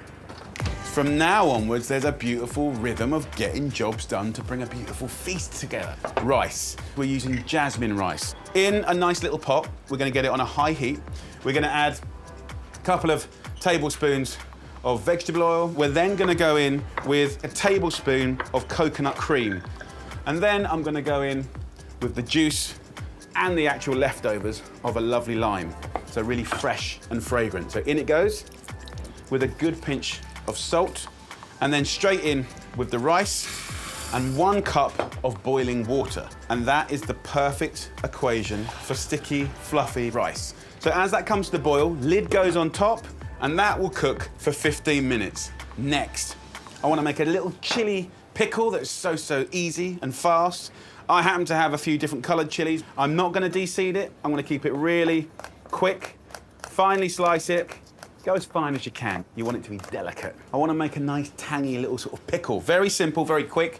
So I'll take some white wine vinegar, could be cider vinegar, probably more traditionally it'll be rice wine vinegar. Lightly sweeten it with a little sugar, and salt will give you that kind of balance that you want. So mix it up. As soon as that sugar and salt has dissolved, submerge those chilies, mix it all around, and it will start to translate all the flavours. Okay, salad. A little bit of crunch, a little bit of sunshine. If I just take a little bit of cucumber, and I'll stack these all up and just slice them up like this. Then we'll take our little friend Monge 2, a little slab of red cabbage. If you wanted to do this in a food processor, absolutely you can. I'm using Chinese cabbage here. Look at this. It's like a little painter's palette of colour and crunch. Then we want to start going into sort of little curveball areas. Mango is going to work so well with that fish. Next, coconut. Hold it in your hand, fingers out of the way, convincingly get it a thwack. And just grate lovely flecks. So look, once you've done that, add some herbs. Mint, of course, is beautiful. Coriander is very nice. What I like to do is just rip it up like that, a nice little handful. If we want to finely slice it, I'm just going to dress it with lime juice. So on it goes a little bit of the juice from the chilies, and you've just got a beautiful shred salad, almost like a slaw. Right, the moment of truth. Let's do this. Oh, yes. Look at that beautiful parcel. What's inside there is very special. So take a few of the herbs, tear a few bits over. What you can do as well is just take some toasted peanuts, and then, last but not least, just a little kiss of soy sauce. I want to get a little teacup of rice because we're at the seaside, and what happens at the seaside? Sandcastles. We're then going to go with that incredible rainbow salad, and then it's the fish. We can use just a fork to go down the back. You can get that fillet like that. See that? Pearly white fish. And it doesn't matter if it breaks up. Look at that, come on. That ain't your usual Friday night dinner, is it? Come on. So I'd finish that off with a chili pickle. This will just make the whole thing sing. I would normally use a knife and fork with this, but I'm not going to today. I'm going to use my very clean hands. And let's get amongst it. Oh, wow. The flavours. Lemongrass, that subtle umami, the crunch from the peanut. It's all there. Oh, dear. My mum will kill me for using fingers, but I don't care. I'll go on the naughty corner for this. Delicious. There's nothing better than cooking something delicious for friends or family, and you don't have to wait to the end of the weekend to do a beautiful roast. Introducing pot roast pork, wrapped in cured meat with sage and garlic, and a side dish of celeriac, spinach, and some compotted apple and rhubarb. Oh yes, let's do this. So this is a beautiful piece of pork loin. It's about 1 kilo. We've removed belly and fat to make it convenient. So it's going to cook really evenly, but we have lost flavour. So we've got to add it back in. So we'll do that by creating an amazing marinade and wrapping it in the cured meat. First up, I'm going to use a fantastic herb, sage. The smell is amazing. And then I'm going to add a little bit of salt and pepper. Take your pestle and smash it up. Then go in with 2 cloves of garlic. Once the garlic has been smashed, then finish off the marinade process with 2 tablespoons of oil and about 1 tablespoon or 2 of red wine vinegar. That, my friends, is unbelievable flavour potential. Pour it over the pork, and then we can have a nice little rub up. Let's have a look at the cured meat for wrapping. So take a piece of greaseproof paper. We'll rub that with a little olive oil. And then here I'm using a cured meat called Coppa di Parma. But of course you can use Parma ham, use whatever you can get your hands on. And I'm just going to lay out this incredible cured meat, turn this, take that amazing cut of pork. We're using simply rolling and gravity to wrap that, okay? Now at this stage, we want to secure it. So I'm going to take some string, do a double knot, and pull it fairly tight, right? We want to secure that to the pork. And there you go. Something truly beautiful and ready for cooking. So pan goes on, just a little bit of olive oil, a little knob of butter, and as it starts to bubble and fry, we'll go in with this incredible piece of pork. Listen to that, come on, that's what it's all about. Now, we will just move this pork around and we'll achieve a little bit of light golden colour. While the pork browns, slice up a stick of celery, cut the red onion into wedges and add to the pan with a couple of sprigs of rosemary. It's just lovely, savoury flavours. This is going to be beautiful. So, you know, as it starts to fry and get golden and crisp, then we add a little Chianti, just a little. We don't want to boil, and that's going to create the most amazing sort of humid, delicious environment where the fat and the Chianti is just kind of creating this shiny cream that just bastes the meat. That's pot roasting. So it's going in the oven for about 40 minutes. Every 10 minutes, I'll turn it and baste it. And this will give you golden, delicious, moist pork. What I'll do now is bang this in an oven at 180 degrees Celsius or 350 Fahrenheit. It's going to be truly amazing.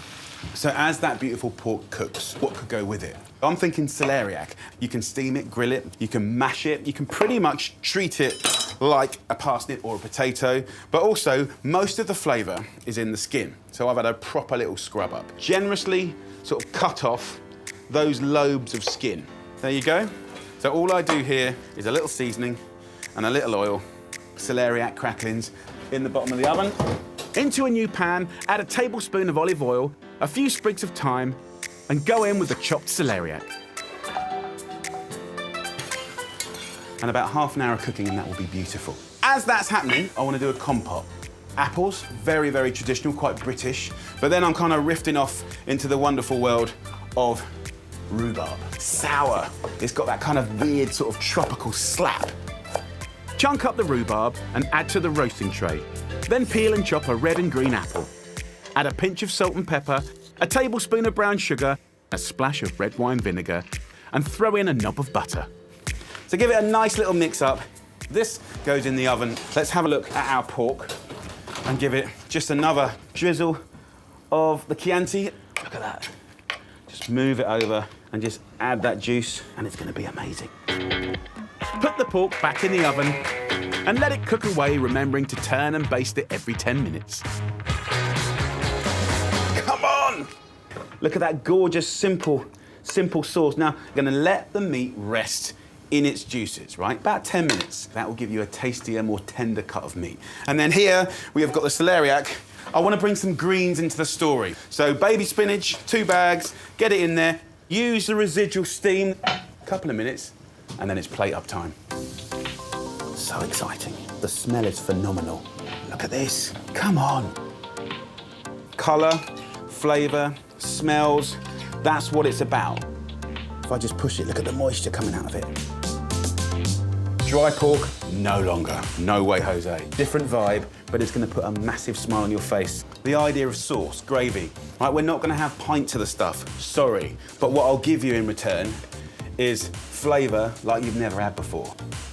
And we've got a roasted rhubarb and apple compote. Crispy celeriac cracklings. Ladies and gentlemen, pot roast pork wrapped in cured meat.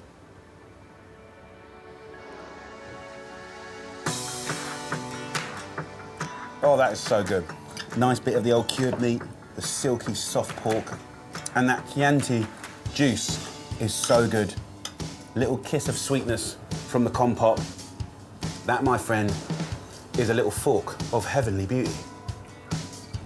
Oh, what a way to start the weekend. I have got the most incredible crowd pleaser of a dish. This is Sicilian inspired. Beautiful chicken thighs wrapped in smoky pancetta, prosciutto, stuffed with the most amazing pesto cum salsa verde. And we cook it above the most delicious potatoes with tomatoes. And it all starts here with some lovely sliced potatoes. 1.5 kilos of peeled and sliced about 1 centimetre thick, about 5 or 6 minutes of parboiling. And then the next job is to peel some tomatoes. What I want to do is just simply prick it with the tip of a knife, and we're going to pop it in the water for the last 45 seconds of the parboiling of the potatoes. About 250 grams goes in. That'll take the skin off of the outside of the tomatoes, and then we can take the tomatoes out first. By removing the skin, it allows the tomato to take on flavour, but also the juices to come out, and then we can drain the potatoes. So at this stage in the game, I literally just squeeze the tomatoes through my hand, and the skin will just easily come off. We want to give it a basic seasoning here with salt and pepper and a nice kiss of olive oil. So the potatoes now go in, but you can see already that these potatoes are going to suck up the flavour of the tomatoes. We're going to whack it in the oven. The oven is at 200 degrees Celsius. In it goes. So we're going to make a paste. Think pesto, think salsa verde. So it starts here with really Sicilian-inspired flavours. So grab 6 garlic cloves, 6 anchovy fillets, 60 grams of blanched almonds, and give them a good old pounding. There's something about bashing things up that just completely commands more flavour. Roughly chop a big bunch of parsley and mint and go in with a heaped tablespoon of capers. We're going to get some wet stuff in. So the oil from the anchovies is incredibly tasty. Don't waste that. And then the secret ingredient, balsamic. This sweetness and this sourness works with those incredible ingredients. And I'm just going to pile that stuffing on top. All I do now is just rub it all over the chicken. And now for the really fun bit, wrapping up the chicken with 2 different types of cured meat. I'm going to take 8 pieces of pancetta and just lay it at a slight angle. And then on top of the pancetta, prosciutto. The reason I'm using 2 cured meats is because the chicken thigh that's had the fat removed, it could potentially go dry. So we can solve that problem by adding back the fat. This is going to give you flavour like you can't believe. We now have like a landing strip for these beautiful chicken thighs and the amazing stuffing. For me, what I love about this is there's people that buy chicken thighs all the time, but to have a new little trick is brilliant. Now, take that little bit of prosciutto and pancetta and roll it up. Think of it like a sleeping bag for these beautiful chicken thighs. Absolutely beautiful. And you can just plump it and tuck it into shape. So in we go with a skewer and just, it'll go all the way through. That is what you end up with. Now let me just wash my hands a second, and I'm gonna go and get my potatoes and tomatoes. These spuds have only had like 10 minutes. What I wanna do, and the reason I like the skewers, is I can place the chicken over. And as those chicken thighs and the pancetta and the prosciutto gets crispy, it's gonna rain down on those potatoes to make them the best potatoes you've ever had. So back in the oven now, still at 200. Well, the chicken has had 45 minutes. This little hut smells heavenly. I've even got myself a little drink. So here we go. Come on. Look at that. That is a beautiful chicken dish. Look at the way that the fat and the juices have made you the most incredible potatoes. So guys, get yourself a nice carving knife and just gently rock down the middle of the skewer to reveal this. Come on. Look at the rolls and the folds, the crispy bits and the stuffing. If you look at the potatoes here, can you see how they're kind of roasted, but kind of baked, but kind of crispy? I love it. It's confused, just like me, but I don't care. In there we go. These will be like tomatoes you've never had before. And then when it comes to our good old friend, Mr. Chicken, just get it on there. How nice is that? I personally just love it with a green salad. Lemony rocket from a height. And what you can do is take that last little bit of balsamic. Oh, yes. Happy birthday. And it's not even my birthday. Bit of chicken, bit of prosciutto.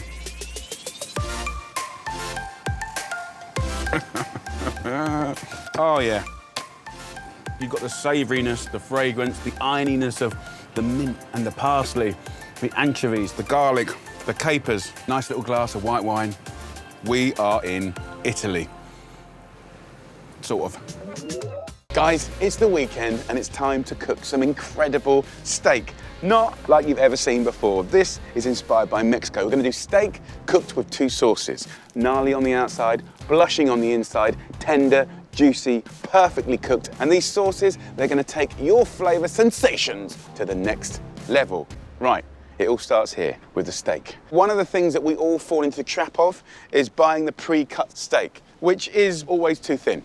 And that means it's almost impossible to get that colour on the outside and cook it blushing and juicy on the inside, right? Even for a chef, that's a challenge. So we can fix that straight away by buying one steak for two people, right? Slicing it, sharing it. A double steak. Oh my Lord, the difference will blow your mind, I promise you. So get to a butcher to evenly remove this fat, then get him to cut you a double steak. And then we've got the fat, and that is incredible flavour. But underneath it is this sinew, okay? It is tough, but the fat itself is amazing. And what we can do, once we've got rid of the sinew, is slice up the fat, and that you can put in a pan.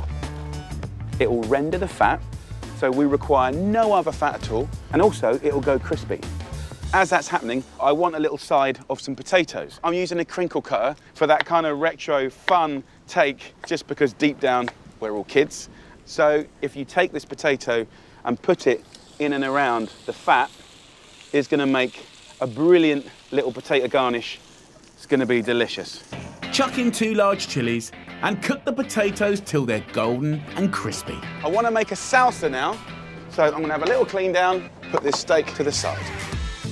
The salsa I'm making is with tomatoes, so we can just squeeze the seeds out, and I'm going to chop it up. And of course you can do this with standard red tomatoes, but look at the colours that are out there and available. That's what it's all about. That's really fun. Then slice up 4 spring onions and a handful each of fresh mint and coriander. Get yourself 2 or 3 limes, give them a good roll. Get all those little capsules inside, busting and breaking. Lime is so integral to the flavours of Mexico. It's like a little dinner that's taken us on holiday. And then I add a little extra virgin olive oil. We'll hit it up with seasoning of salt and a little chili to get those taste buds going. In with the herbs, onions and tomatoes. So have a little taste. Woo! That's what you want. Really fresh, really crunchy, job done. So look at this, guys. Hot, crispy, and gorgeous. Let's just remove these potatoes now to a little plate. So we haven't even started cooking the steak yet, and I'm really getting excited. So look, in the pan, can you see we've got that fat? That fat is the gold that we're gonna cook this. Season this. Don't take it from the fridge and put it in a hot pan. It's gonna go tense, right? Take it out at least an hour before.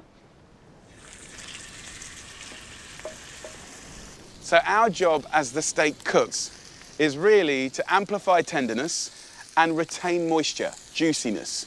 And we're going to do that by turning every minute until it's cooked to your liking. So by turning it regularly, the moisture will be kind of trapped in the middle of the steak, and that's what you want to do, fight to keep the moisture. I also like to get the steak and almost clean the pan, all the sticky bits. The last kind of care protocol is resting. And it's almost like when you squeeze a sponge and then you let go and it just kind of lets the moisture go back. A little hint of extra virgin olive oil will keep the steak succulent as it rests for a few minutes. In this pan, with meat juices, I want to do the last sauce, and it's so exciting. Again, we said flavors of Mexico. So we're making a beautiful Mexican-style peanut sauce. So toast up 100 grams of unsalted peanuts, 50 grams of sesame seeds, 3 cloves of sliced garlic, and a teaspoon of cumin seeds. So I'm now tearing in some dried chili peppers. You could use a teaspoon of smoked paprika. Essentially what we're after is sweet and smoky. Herb-wise, I'm using some oregano. Little fresh thyme goes in. So fragrant, nutty. This is getting smoky, can you see? I do not want to burn this, but I don't want it to be beige. I want to get smokiness and flavour going. So in with all of those ingredients. Now I'm going to put in a little bit of booze. Tequila. I love tequila. Cover with water, add a couple of fresh chilies, a squeeze of lime, and blend it up. Right, it's now quite smooth, and it will surprise you and shock you. Oh, it's very addictive. So the only thing to do now, let's serve it up. Start off with this peanut sauce. Rich, got attitude, love it. And then we'll take our steak, the brightness of the salsa, throw in a few chips. Crispy bits, it's all about the crispy bits. The steak is like butter, it's so tender. This peanut sauce, I'd like to make 1,000 times that and fill a bath with it and jump in. It is delicious. But as annoying as it is watching me enjoy this, you can do it this weekend. What are you waiting for? We're going to make the most incredible super greens falafel. This is a vegan dish with flatbreads, homemade hummus, salad pickles. I want to celebrate veggies with a meal that you feel excited by. So it all starts with this, chickpeas. You'll find that in the jars, that's the good stuff. Creamy, big, fat old chickpeas. So let's just talk hummus. Let's take something we know, but do it better. So in a food processor, I'm gonna put these chickpeas and the juice, and I'm gonna leave about 4 tablespoons in here. Forget this. Then we're gonna go in with some basic seasoning, and then half a garlic clove, some nice olive oil, a nice couple of tablespoons, and then we're gonna go in with peanut butter. That's not classic, right? The classic is tahini. I'm just showing you that you can use peanut butter, right? Unsweetened, by the way. Let's take a lemon full of life. Let's not waste the zest. And then let's get some juice in there. Whiz it up and let's go. You can keep it chunky, or you can keep going to make it really beautifully smooth.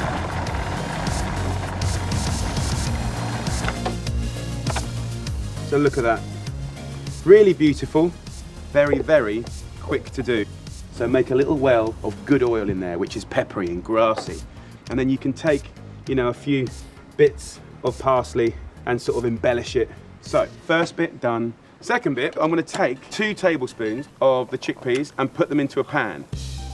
You can inflict flavor on this in any way you wish to. You can get smoked sweet paprika, delicious. This is dukkha, right, which is a blend of nuts and spices and herbs. So look at this. These are like little flavor bombs. So on our silky, smooth hummus. This is what this kind of little journey's about. Next, our little falafel, right, which is kind of more like a fritter. So in this same food processor, right, I'm gonna add the rest of these chickpeas. What we're then gonna add to that is 150 grams of frozen peas. You've probably got this in your freezer right now. You've probably got chickpeas in a tin somewhere, lonely, in the back of a cupboard, right? Let's have a party, get them out. We need to bind it. So 2 tablespoons of self-raising flour. We're gonna flavor it with some fragrant things. So I want a bunch of mint.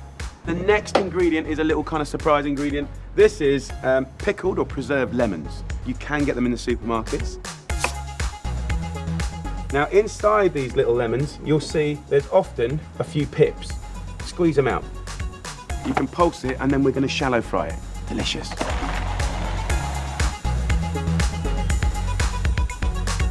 Look at this. I mean, it is the most incredible green colour.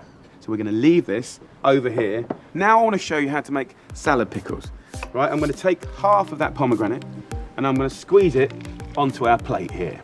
Then we're going to hit it up with an acid, so about equal quantities of vinegar. We want it to be pickly. And of course, if you wanted to put a little bit of nice olive oil in there, beautiful. I'm using a red onion. From a height, just sprinkle. We can take a chili. Right, we're talking about colour and flavour. Guys, look, let's have you in the party. Hello, welcome to the party. Let's take a cucumber. Right, so you can slice this up any way you want. It's about texture, look, feel, fun. And then carrot. You could use a speed peeler. This is a fantastic way to just shave your way into something that's very beautiful. Take a little bit of a mint, giving it a little twist. And then we've got this half of the pomegranates and spank. Boring? No way. I mean, look at the plate. It is beautiful, so how can it not taste beautiful? Now it's time to cook our little falafel. So a little bit of oil in the pan, and we're going to take a spoon of our mix, get it gnarly and golden, and then when you bust it open, green, get your spatula over and turn it. If we take a little bit of cumin, it's going to toast up, it's kind of get smoky. Now we need the edible plate, the bread. This is from a Turkish restaurant, just absolutely beautiful. And you can just warm these up, and they're fantastic. You can tear them up. What a joy. Bash up some pistachios for extra protein and texture. Look at that, I mean, look at the colour. Add a few dashes of chili sauce to a bowl of soya yogurt for ooziness and a kick of spice. Enough talking, let's plate this up. We're going to take our base, our foundation, hummus. We're going to get some of these beautiful pickles and just let that rain down. And then we're going to take some of these falafel.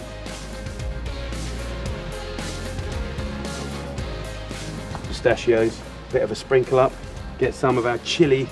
It's going to just give it a nice moisture. And if you want to finish with a few herbs. But that, my friends, it's like a painter's palette. It's full of colour.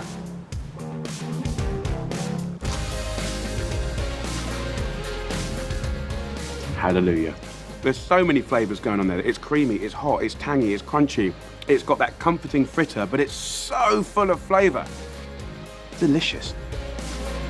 Ladies and gentlemen, we are going to do potentially one of the most amazing roast pork dishes ever. A little cheeky twist from America, right? From memories of Louisiana and Georgia. So I've got homemade bay salt in there, a double crackling. I've got the most amazing sauce to go with it, bourbon, peaches, a dirty gravy. Oh my Lord, the flavours are big. I think that you're going to love it. And it all starts here with the pork.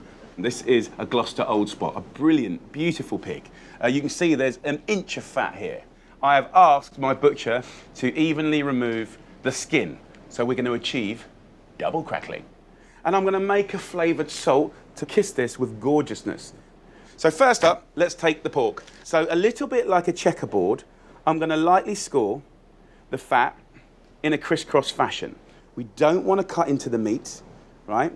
But we do want to score this. It's going to aid the speed of rendering of the fat. Brilliant. But also, surface area will give you crispy bits. And we want this fat to almost become like a second crackling. So we've scored this, ready for flavouring. So in a pestle and mortar, I'm going to add some fennel seeds, then black peppercorns, then bay leaves. Bay is such an incredible herb, way underrated. So give it a good smash. So we're busting these spices, we're reawakening and opening up the natural oils. We can then use a little speed peeler and do lemon zest. It works so well in salt. Right, we can take thyme, which I love, thyme and pork, incredible friends. I've got some rosemary, so get the wet stuff in there and we'll have another bash. The smell is phenomenal. You can see now the texture has changed. So into this, 250 grams of salt. Yes, it's a lot of salt. No, I'm not using all of this in this recipe. This salt I'll be using for the next 8 months. So give it a bash, give it a muddle, and I'm going to sprinkle it from a height, get it into all the little cracks and crannies. Pork seasoned, next up, veg. So parboil some peeled Maris Pipers, drain, and chuck in a tray with some parsnips. Just take the tops off. This skin is the chewy, sweet, delicious part, right? And you might notice that I haven't put any oil or butter on them. And that is correct, because this is what we're gonna do.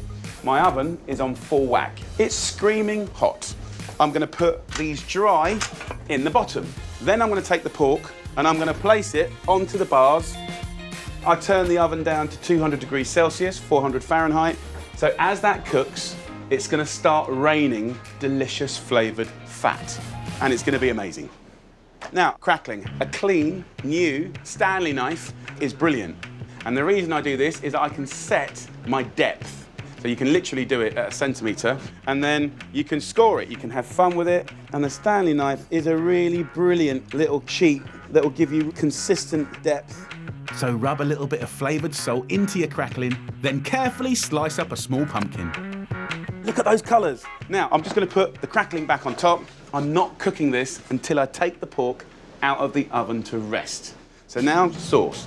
One of the first times I ate grilled and roasted pork with peaches was in America. And then, of course, we have our little friend, bourbon.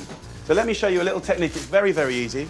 Put your greaseproof paper on here. I'm going to put my pear, apple. I'm not going to prep it, peel it, or core it. Onions, you can leave the skin on. Got the whole peach in there, beautiful. I definitely do want to have a swig of bourbon. This is a 30-second recipe that is going to make your roast dinner so beautiful. Bring up the sides and then bring in the tin foil, and that, my friend, is going to cook at the side of the oven. Happy days. So let your oven do all the hard work, and after an hour and 20 minutes... Come on! Look at this thing of beauty. And you can see like how crispy this is. Double crackling! Woo! Also what we have is our little package of goodness, smelling amazing, by the way, and the most incredible roast potatoes. Look at that. While the pork rests, get that second bit of crackling directly onto the oven bars and cook for 30 minutes with the pumpkin below. Let's just have a look at our little lazy pork sauce. Oh, the smell's phenomenal. And if I just sort of stab, look at that. That is peach and bourbon juice, just giving you a little bit of love. Chop up all that amazing fruit and veg, and we can get our gravy on the go. I am making what the Americans would call a kind of dirty style gravy, made with mincemeat. It's delicious. So into the pan with a tablespoon of fat from the roasties. 200 grams of pork shoulder. And let's get some colour on there. Then finely chop a red onion and throw in a heaped teaspoon of mustard and 2 tablespoons of flour. We don't want it to burn, but we definitely like caramelisation. At this stage, what I love to do is go back to my friend, Mr. Bourbon. So add a generous splash, then finish it off with a litre of chicken stock. While your gravy's simmering away, bring all your roasted veg together and pop it back in the oven until your crackling's ready. Look at this, guys. We'll get some crackling, and then you've got that epic dirty gravy. The skin is so crispy. So come on then, let's plate up. Look at that, so juicy. And then that fantastic peach and bourbon sauce. Happy days. That, my friends, is a little plate of gorgeousness. Let's have a little try.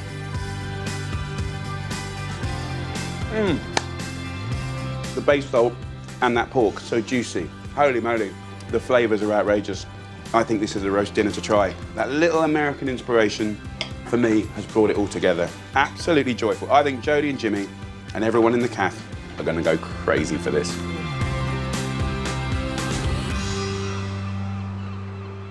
Down at the other end of Southend Pier, I'm taking a seaside classic and giving it a tasty twist. Guys, we're going to do an easy version of fish and chips, right? We love fish and chips, but the batter, the deep frying, it's a nightmare at home. But a mixed fish grill with beautiful flavoured butters, roasted chips, this is a meal to savour and feast on. Delicious. This is what I've got today. We've got squid here, which people go nuts for. Royal bream, filleted off the bone. Gorgeous. All of this is sustainable. Clams, and we got mussels, beautiful. We've got sardines, always fantastic value. And then if you want to spend up a little bit, you've got exciting things like the scallops, red mullet. But the key to a mixed fish grill is cutting and prepping all of the fish so it all cooks at the same time. So there's a couple of things time-wise that we can't shift. That's the whole sardine, because it's whole, so about 5 minutes in a hot oven. And then a clam or a mussel, about 4 or 5 minutes, okay? So these are our kind of gauge here. Then we need to kind of prep everything so it's gonna cook at the same time. We've got our red mullet fillet here. Get a sharp knife and we can just gently score each part of the fish. So we're controlling the cooking time by scoring it. It's gonna cook quicker. And also we can get seasoning in here. Then we can take our lovely royal bream. This fish is a little bit fatter than the red mullet. We can just score it a little bit deeper. And because this is quite a big bit of fish, we can actually cut it in half. 2 lovely chunks. Then I'll take these beautiful scallops, just score it just on one side. That'll help the heat penetrate. Next up, we're gonna work on the squid. I wanna show you a really fun preparation. Just put your knife through it like that. Open it out like a book. Get yourself just a regular eating knife, and I want you to just score the inside of the squid. And what you're doing is creating a texture, like a checkerboard. And then when that squid cooks, it's gonna curl up and become this thing that just wants to grab onto flavour. So last but not least, we've got the prawns. So peel off the shell and carefully run a knife down the back to remove the vein. Here, I've got some beautiful tomatoes. And as they're cooking, it's mixing with the fish and shellfish juices. It's gonna be amazing. Now time to get the chips going. We've got some Maris Piper potatoes, and I leave the skins on because it's less work and more nutritious.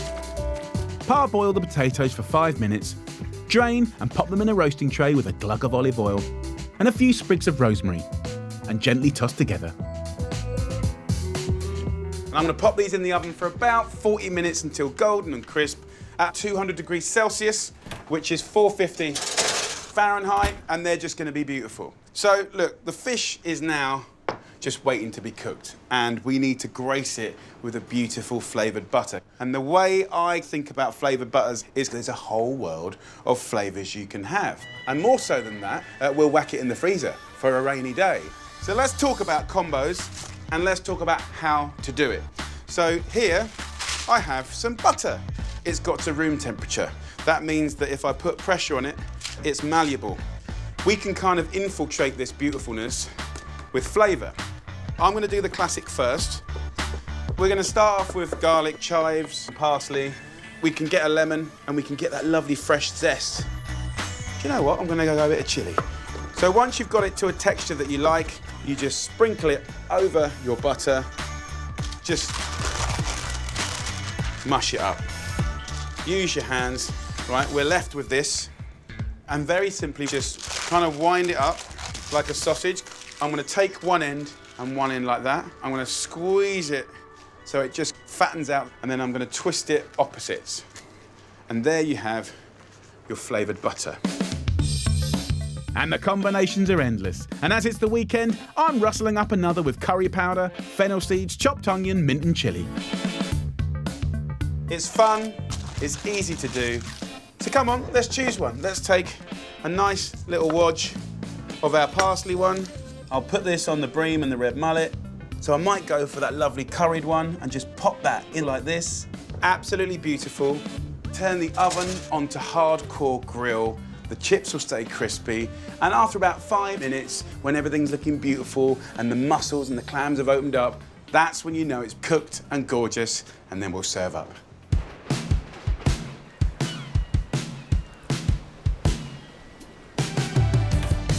Look at the steam coming out. Oh, look at that! Yes! That is what it's all about. And our homemade golden roasted chips, delicious. But guys, look at this. It's a joy to behold and see all these juices. Oh my Lord. You can see that our little shellfish have all opened up. So let's have a little plate up. A lovely chunk of that royal bream. What a joy. We've got our mate, Mr. Prawn. Let's have a little try up. Oh, simple, so sweet. You've got the flavour of the garlic and the herb. You've got curried butter. So the palate is going from one flavour to another. Get a chip in there and get some of the juice. What a joy.